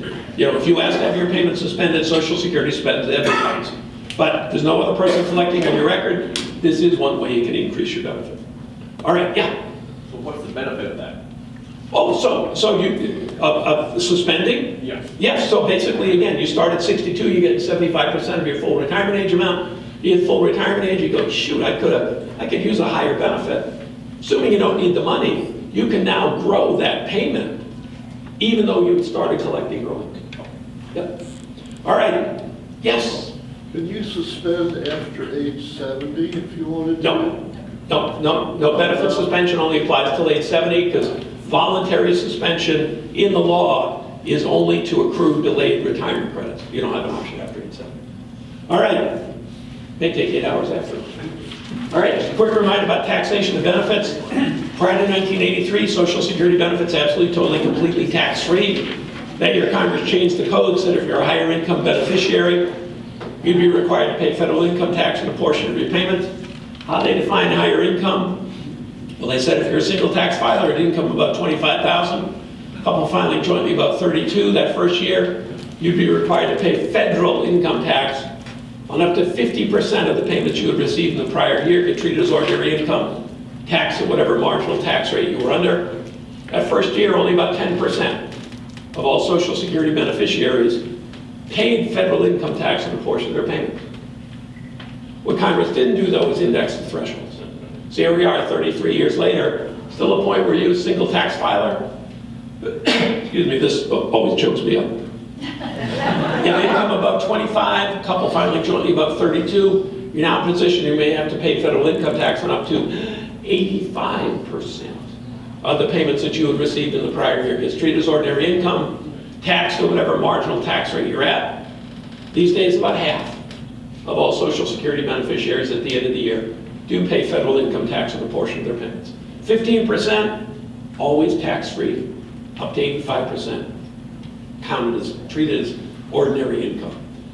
My wish for everybody in this room is that you pay federal income tax on your Social Security benefits. Why? Because I want you to have more than $25,000 in retirement income as a single person, more than 32 as a couple. You should all aspire to pay federal income. That's not going anywhere. Every year, Social Security sends you 1099, use that filing a tax return. Question asked, does Social Security automatically withhold a portion of my benefits every month?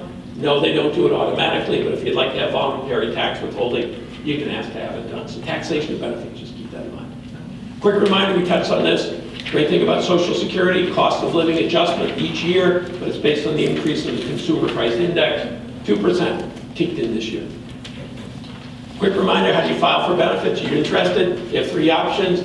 You can file online, you can visit a local office, or you can call Social Security's toll-free number, 1-800-772-1213. Ask to make an appointment. You know why it's called an 800 number? Because you have to dial it 800 times before they answer, right?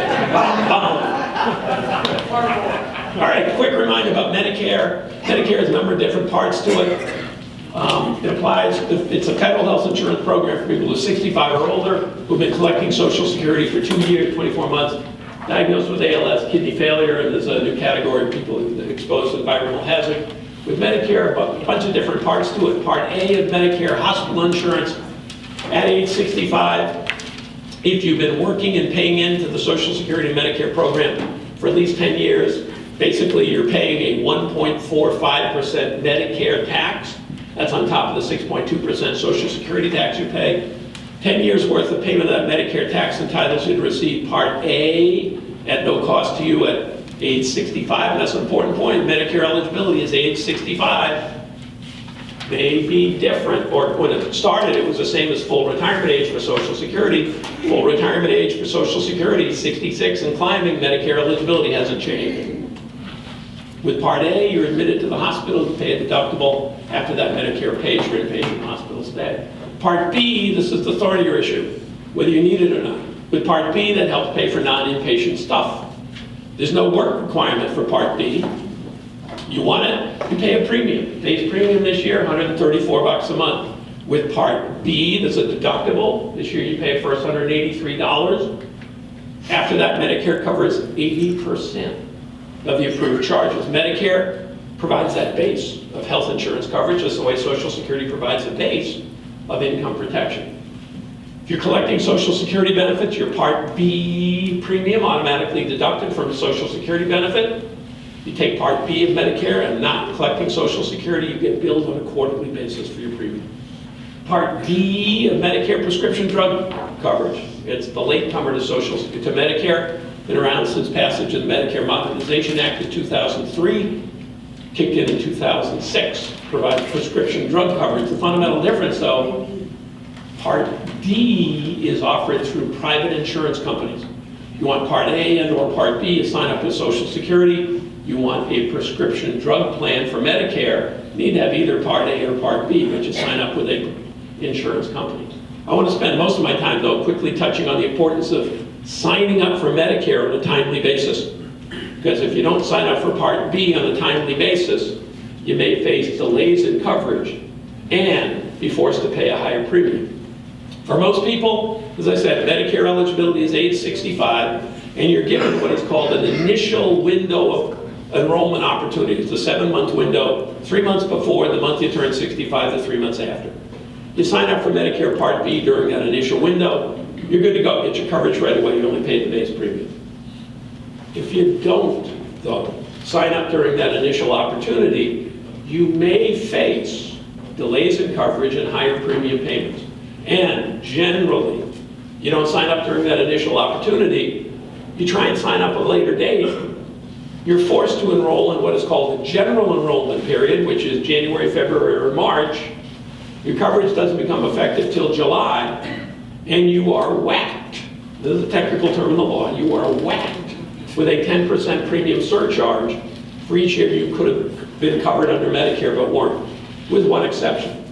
The exception is, if at the time you turn 65, the reason why you don't sign up for Part B of Medicare is because you were covered by your employer group health plan or by your spouse's employer group health plan, because you're still an active employee or your spouse is still an active employee, then you get a jail-free card. You have the opportunity to sign up for Medicare when that employer coverage ends, get coverage right away, not be faced with any type of premium surcharge. A couple of things.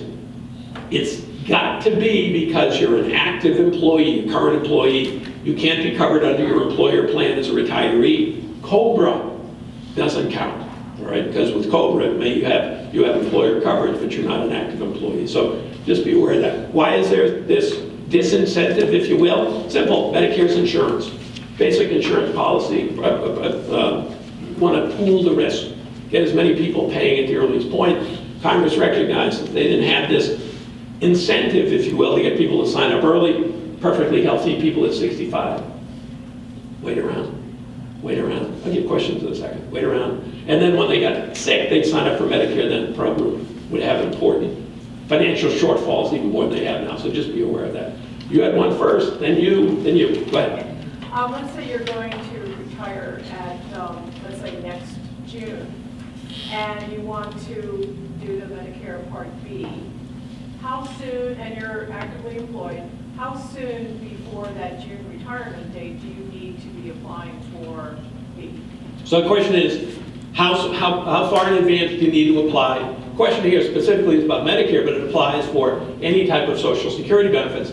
Social Security can accept an application no more than 3 months in advance of the month you either want to get Medicare coverage or start your Social Security benefits. So you're retiring June 30th, you want your Medicare coverage effective July 1st, meaning anytime April 1st on, you can apply for Medicare coverage to be effective in July, maximum of 3 months in advance. Okay, and then they start taking it out that July. Correct. Okay, very good. Yeah.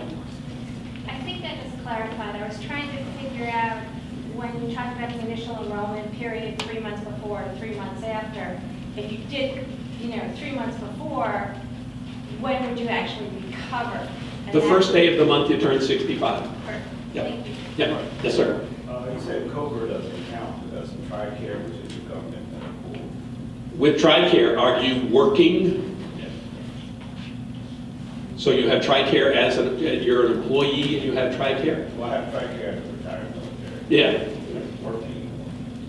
TRICARE doesn't entitle you to sign up for Medicare Part B late. However, if you have employer coverage because you're working, that would entitle you to. But TRICARE isn't related to employment status. All right, big finish. Just a quick reminder, Medicare, they get their own 800 number, their own website. Want to touch on 2 provisions of the Social Security program that impact folks who work in a job and draw a pension based on work where they have not been paying into the Social Security program. One is called the elimination provision. The other is called government pension offset, windfall provision, government pension offset. Hopefully on the table out there, among the handouts I have for you, fact sheets on both of these. But the windfall provision first, that applies to you if you work in that job where you're not paying into the Social Security program. Like I didn't. I worked for the federal government. I'm old enough that I was covered in the old civil service retirement system, so I was not paying into the Social Security program. I draw a federal pension based on unemployment. The windfall applies if you get that pension based on work not covered under Social Security, but in addition to your public service, you've accrued at least 40 credits. You've got 10 years of time under Social Security. And as I mentioned, with 40 credits, 10 years of time under Social Security, you're always going to get something each and every month from Social Security. That's the good news.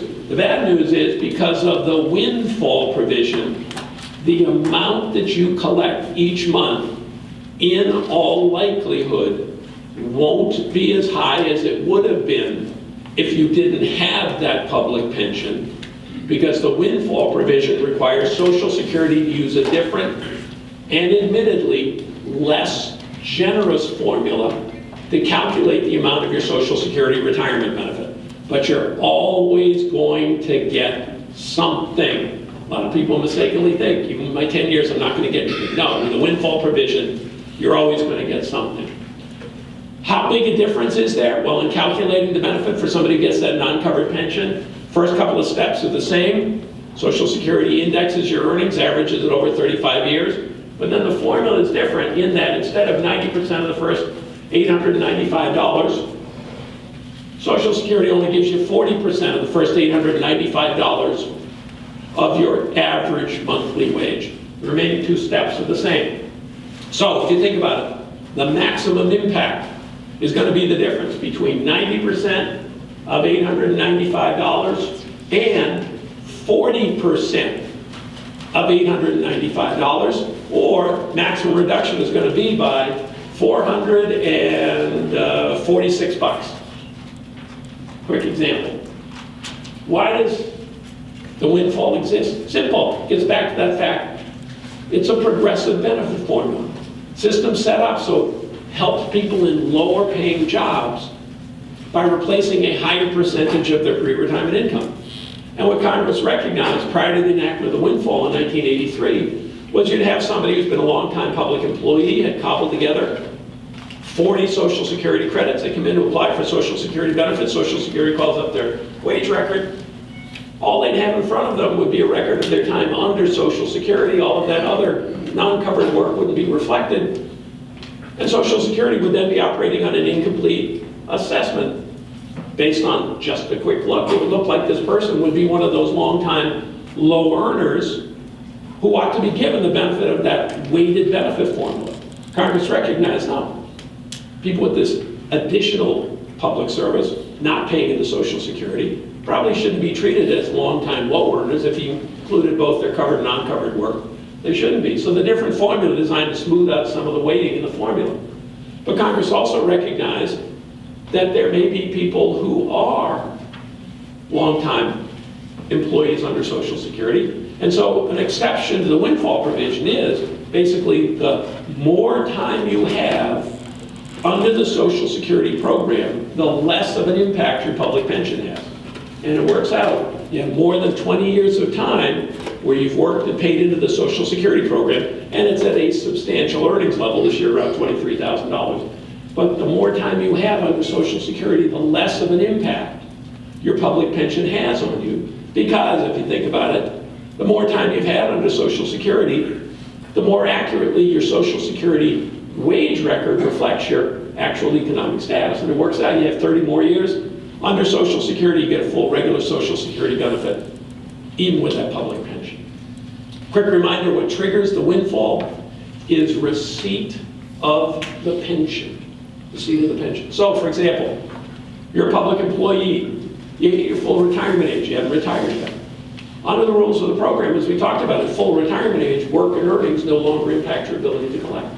So you could, if you wanted to, go to Social Security, apply for your own retirement benefit, be paid that even though you were still working, and because you had not yet started to draw your pension, the windfall provision wouldn't apply, and you'd receive your full benefit.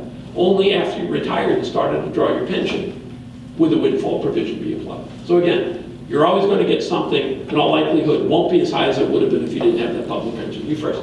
Does the windfall provision apply to the spouse? We'll talk about that next. Yes? Okay, I'm subjected to this, and I'm working towards having my 30 years, which should occur as of April 1st. And from what I understand is from January to April 1st, I have to accrue substantial earnings for 2018, which is 27 point something K. So as long as I have that amount accrued for my gross income, I'm golden and it won't. The windfall won't apply to you. Yeah. Yeah. So I don't have to work a full year, it's just that. Yeah, once you cross that threshold. All right. So the second issue that impacts folks in this situation is called government pension offset.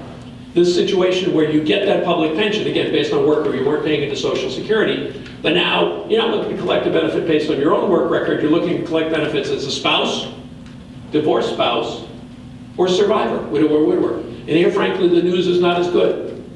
With the windfall provision, as long as you have 40 credits, you're always going to get something.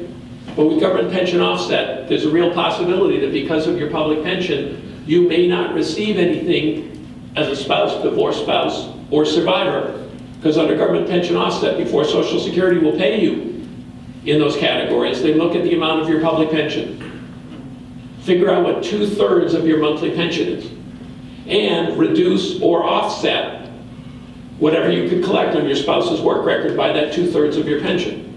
So if 2/3 of your monthly public pension exceeds what you could collect as a spouse, divorced spouse, or survivor, you don't get anything more. If 2/3 of your pension is less, you collect the difference. Why does government pension offset exist? Well, simple. When I was talking about spousal benefits, I reminded you, you collect on one or the other. If you work under Social Security, you don't collect both at once. The government pension offset basically extends that concept. If you work, even if it's in public service,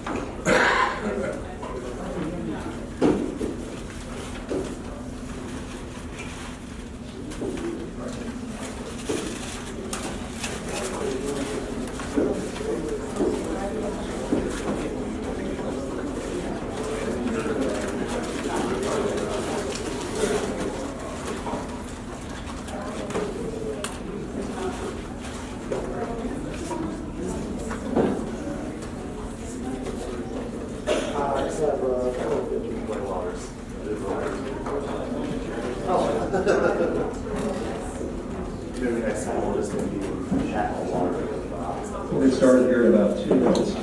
Easy.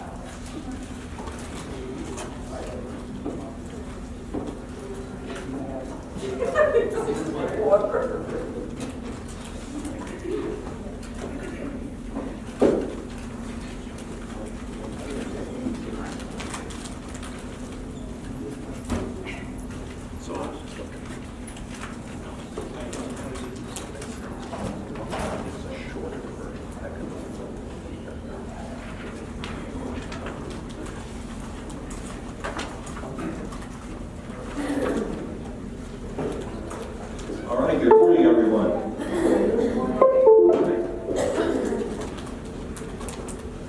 We're changing PowerPoints real quick.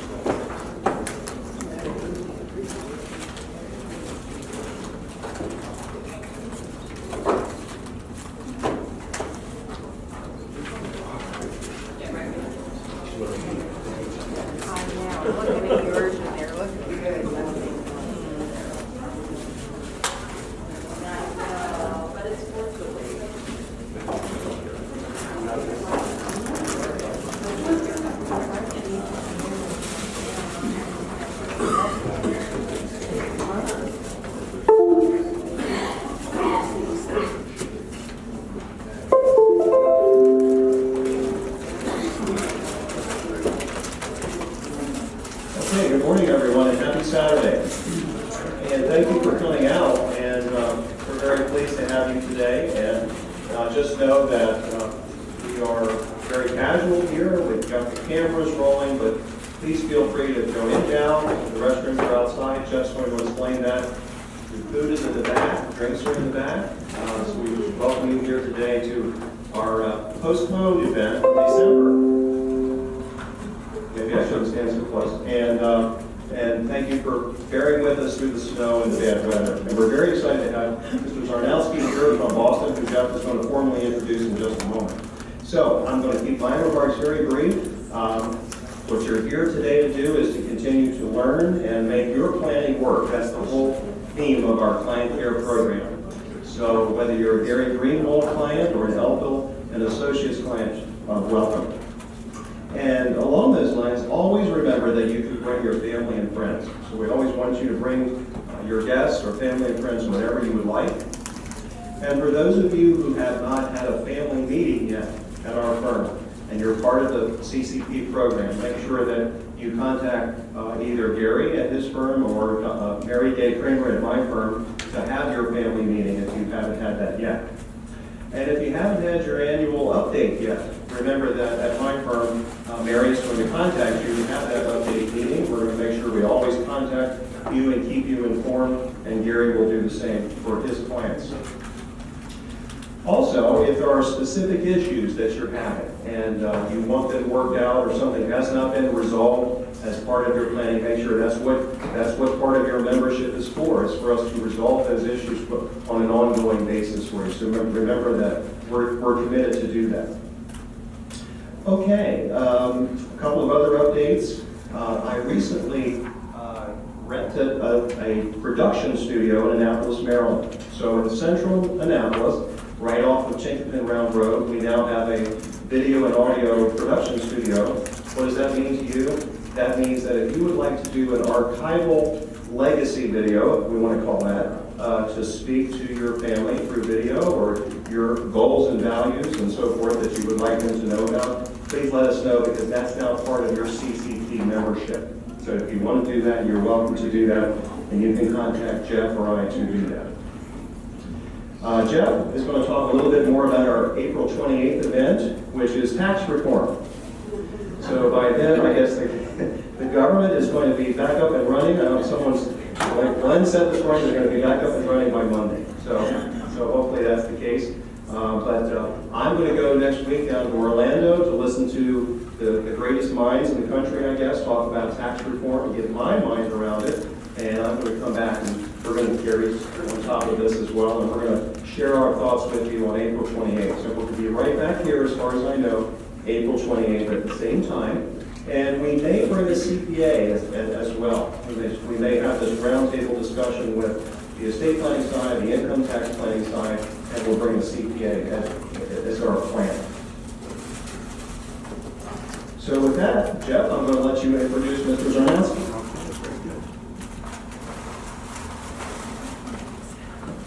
Oh, by the way, many of you are wearing your favorite jerseys. As you can see, I chickened out.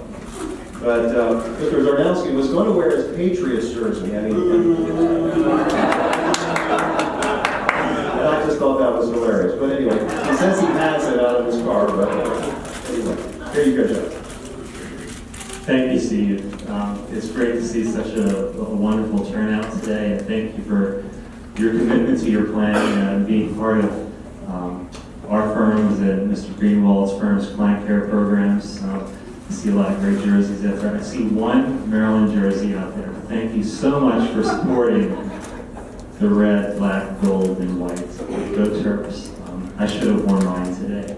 And I also wanted to acknowledge our newest attorney is here today, Miss Megan McCulloch. You want to stand up, Megan? Megan specializes in Social Security issues and Social Security disability issues, and she works out of our Baltimore office.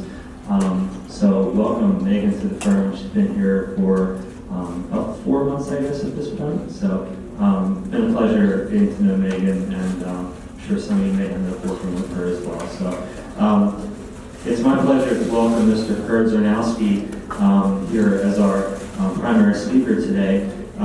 Mr. Czarnowski is currently the principal of Czarnowski Consulting, a retirement planning firm which provides expert answers to your Social Security questions.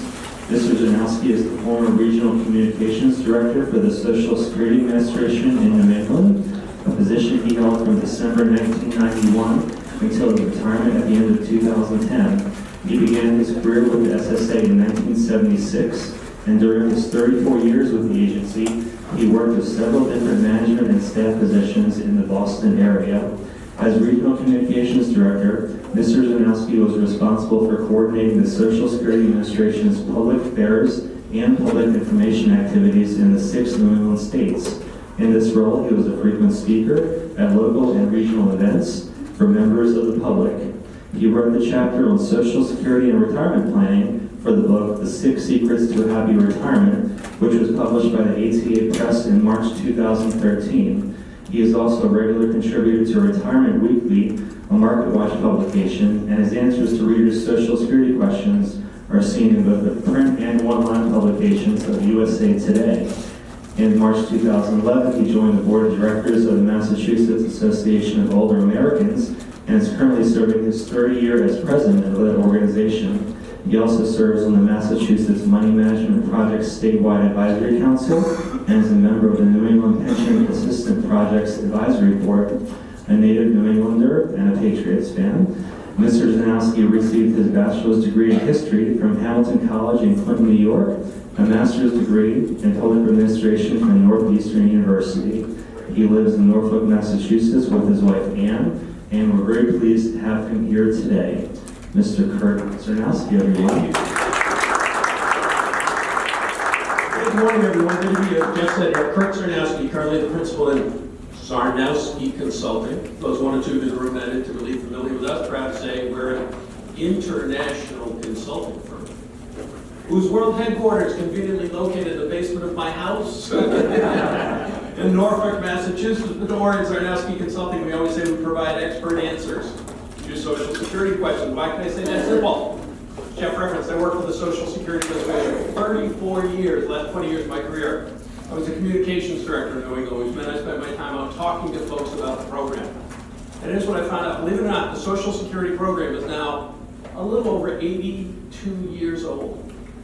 And each and every month, the Social Security Administration pays about $77 billion in benefits. About 42 million people. On top of that, there's another 173 million folks, like many of you in this room, are now out there working and paying into the program. And what I saw during my time with the agency, and now I'm out on my own, is despite the age of the program, by the size of the program. This might be economic impact that Social Security has in this country today. Unfortunately, the myths and misunderstandings that are out there about what it is as well as what it isn't are frankly staggering. It's huge. Nobody knows nothing about the program. So that's why I'm really excited to accept the invitation to spend the next 7 or 8 hours with you. Hey, don't worry, there's dinner coming too. I'll spend a little time talking about some things I think it's important for you to know about what the program is, perhaps equally importantly what it isn't. Why it's so important these days, simple 2 words: baby boomers. 75 million bucks. Baby boomers storming towards retirement, just not starting to wake up to the fact that the retirement world staring us in the face is different than faced by parents and their grandparents. We're starting to recognize that the Social Security program as a guaranteed stream of lifetime income may well be a bigger part of our retirement income than we had ever anticipated. We're also recognizing we don't know as much about the program as we should. We're scrambling to catch up. So in our time together today, I want to give you some good, solid information, help you better understand what the program is, help you also recognize what it isn't, and set you down the road to that comfortable retirement we all hope to enjoy. Okay, most important slide in the deck is going to be this one. You'll hear me refer to it over and over again. The key message for me: people need to understand that when the Social Security program was created about 82 plus years or so ago, it was put in place designed to provide you simply with a base or foundation of income that you can count on being there for you each month. But it's a base or foundation of income that you must take steps to supplement, because it was never intended to be anyone's sole source of income in retirement. But unfortunately these days, about 23% of retiree couple households, the Social Security money that comes into them each month is virtually the only income they have. Terrible situations. I avoid that happening to you. Simple. By planning for your retirement, you'd be commended, taking time out of your busy schedule, spend a little time here this morning planning for retirement, learning about Social Security. Now, for the longest time, the Social Security Administration tried to play a very active role in helping you plan for your retirement. Because back in the day, they used to mail you on an annual basis a paper document, a Social Security statement. Statements started going out back in 1999. They were got on an annual basis. Anyone who was 25 years of age or older would ever paid into the program and was not yet collecting benefits. That statement would show up in your mailbox like clockwork about 3 months before your birthday each and every year. That statement, as you recall, used to give you important retirement planning information, benefit estimates at 3 ages, 62, your full retirement age is 70. The other thing it did so well was provide you a nice year-by-year breakout of what Social Security had recorded as your work and earnings under the program. And it was really important to get that statement, and particularly to review the earnings history there, because we'll see in a little bit what you eventually collect each month is directly related to what your work and earnings have been. So if a mistake had occurred in crediting you with some of your earnings, it was important to catch it and correct it, because if you didn't, it would have direct impact on what you eventually received. You may have noticed, hey, I haven't got one of those in the mail every year lately. What's the deal? Well, Social Security has changed the way they distribute Social Security statements, and first and foremost, they no longer mail paper documents on an annual basis to everyone over the age of 25. Instead, what they've done first and foremost is put in place a system whereby if you go to www.socialsecurity.gov/myaccount, it take about 10 or 15 minutes or so to set up your own individual Social Security account. A byproduct of having that account in place is you'll be able to download a Social Security statement for yourself whenever you want one. And I encourage you to do that if you haven't done it yet. But Social Security has also said they've decided to resume mailing paper documents, but on a very limited basis. And here they say right now is that if you are 60 years of age or older and haven't set up your own Social Security account, they will mail you a paper statement, same old schedule, about 3 months before your birthday on an annual basis. But that's it for mailings. So anyone under the age of 60, the only way you can get a Social Security statement is by setting up that individual Social Security account. But my view is, whether you're 60 or older, I think it makes sense to set up that Social Security account, because you're going to come in, meet with some folks, do some retirement planning. Having a current Social Security statement in hand is going to make that a more worthwhile exercise. So if you haven't set up your account, I encourage you to do that. Important byproduct right now, you will be able to get a Social Security statement for yourself whenever you want. And just think about the statement, as I mentioned. Get your benefit estimates only at 3 ages. 62, your full retirement age is 70. And in preparing the estimate in the statement, because Social Security has no idea what your future work plans are, they base the calculation on an assumption that you're gonna keep working, make the same amount of money you made for the past couple of years. We know as well as I do when planning for retirement, may be interested in collecting benefits in something other than just those 3 ages. May also be interested in figuring out what would happen to your Social Security benefit if you, I don't know, quit work on Monday and never went back to work. Or maybe went part-time in another couple of years. So I'll remind you about another planning tool you should avail yourself of. It's Social Security's online retirement estimator. Really, the estimator is you work with your own Social Security earnings record without the need to go back and key in all of your prior year earnings like you have to with certain other commercial software products. But now with the online estimator, you can develop what-if scenarios. Your heart's content. You want to find out how much you get each month from Social Security if you started to collect it, I don't know, 64 and a half, or 68 and 8 months, or whatever age you're interested in. And or you can find out what would happen to your Social Security benefit if you did indeed quit work on Monday. Or maybe went part-time next year, perhaps even took a second job. So both of those retirement planning tools earned a benefit on your own that exceeds what you could collect on your spouse's Social Security work record. You don't get both at once. So again, with a windfall, you're always going to get something, but with government pension offset, if 2/3 of your pension is more than what you could collect on your spouse's work record, you don't get anything more. Yes, sir? You know, I haven't talked anything about if someone is collecting disability Social Security. What happens if the spouse is divorced, they're collecting Social Security disability, but can they collect on their former spouse's record if that amount would be greater than their disability? Yes. So as they're collecting disability, the amount Social Security paid on disability is as if someone is at full retirement age. If that amount is less than 50% of their ex's full retirement age amount, they're going to be due some additional money. Absolutely. And does the ex-spouse have to be collecting for them to collect the spousal? In divorced spousal cases, no. Has to be at least age 62. Divorce has to have been finalized at least 2 years ago. But the ex doesn't need to be collecting in divorced spousal cases. All right. Like Lady Godiva, I must come to my close. Oh, come on, throw me a bone on my way out of here, huh? I always like to end up where I started. Just a quick reminder, we've covered a lot of stuff. If you haven't, take questions. If you haven't, I know Sergei Ovechkin has some things he wants to cover. Just a reminder, Social Security is a hugely important program, but you got to recognize designed to provide that base, that foundation of income, but it was never intended to be your only source of income in retirement. Sooner you recognize that, take steps to supplement it, more likely are to have that comfortable retirement all of us Patriot fans hope to enjoy. So I thank you for your time, and I'll step aside for a moment. I'm going to hang around and take questions.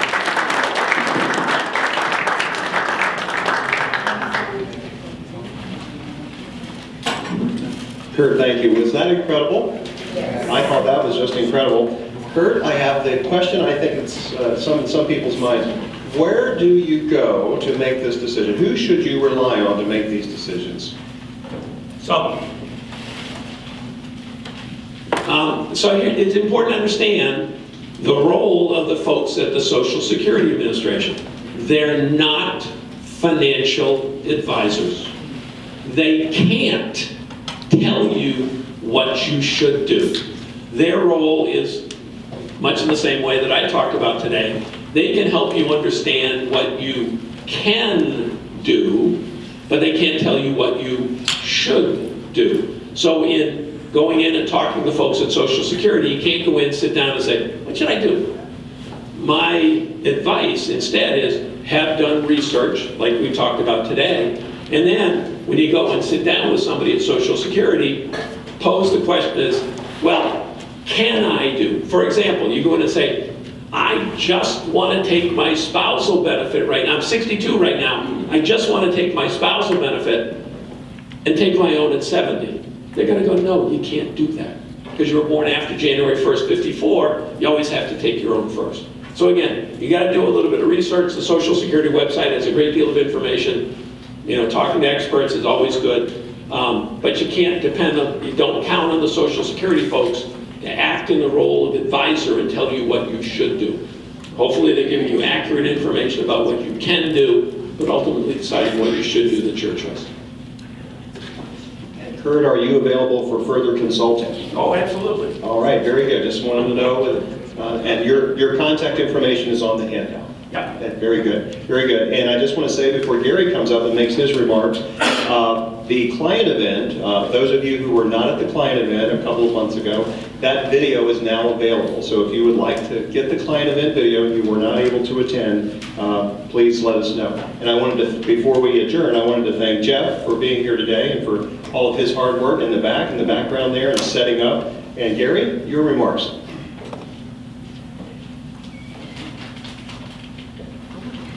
Thank you, Steve. When Steve told me about Kurt, I didn't really know what to expect, but I got to tell you, I was absolutely impressed. I was really glad that I was here. I learned a lot, and we have, what, 6 more hours left to go on our seminar today? Our next event is going to be on Saturday morning, April 28th, right here at 10 a.m. We're going to have a roundtable discussion on the new rules regarding income taxes and estate taxes. So Steve and I will be part of the roundtable. We're pretty sure we're going to have a CPA as well. We expect a full house. So if you're here now, there is, at least in the folders for my clients, there's an invitation sheet, an information sheet, and you'll be able to respond. I also wanted to let the clients of my firm know that the studio that Steve talked about earlier this morning is available for our clients as well. So if you have an interest in that, feel free to contact me. I wanted to, first of all, thank Jeff also for all of your work regarding this event. I ought to also thank my beautiful bride in the back, Donna, who helped us greet people as they came in. So Donna, thank you very much. I also wanted to point out a guest, Mark Spidler from First Command Financial is also sitting in the back. Some of my clients here may be working with Mark, so if you didn't see him in the back of the room, he's still there in the back of the room. And finally, I'd like to bring my wife up here, Donna. We have a drawing. The invitation said that you had to wear some team gear in order to be eligible, but I think we included everybody in the drawing, so let me tell you what the prize will be. Kurt will be very interested in knowing this. 4 tickets to see the Orioles play the Boston Red Sox this summer. So the tickets have not yet been printed. That's right, I'll draw it. No, you won't. The tickets have not yet been printed. As soon as they are, the winner, if you have my contact information, just give me a call in about a month or so. I'll get your information as well. I'll write it down. One way or the other will get you the tickets. So Donna, without peeking, nobody wearing any Patriots gear is eligible. Just pick a number. Hope I made somebody happy. So what's the number? 866-7957. Mine! So who's got that number? All right.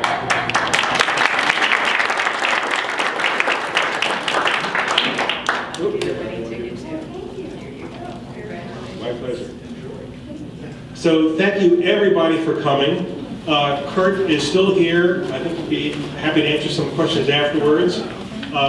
See you on April 28th. It's going to be a full house, so please don't forget to make your reservations either with Steve or Jeff and to our email address, which is on the invitation. Thank you so much. Quick reminder too, handouts on the way in. I brought plenty, so if you had friends who couldn't join us today, you want to take some of them, please feel free to take handouts for them as well. And I understand today's video presentation will be streaming on Netflix and available at Redbox Video.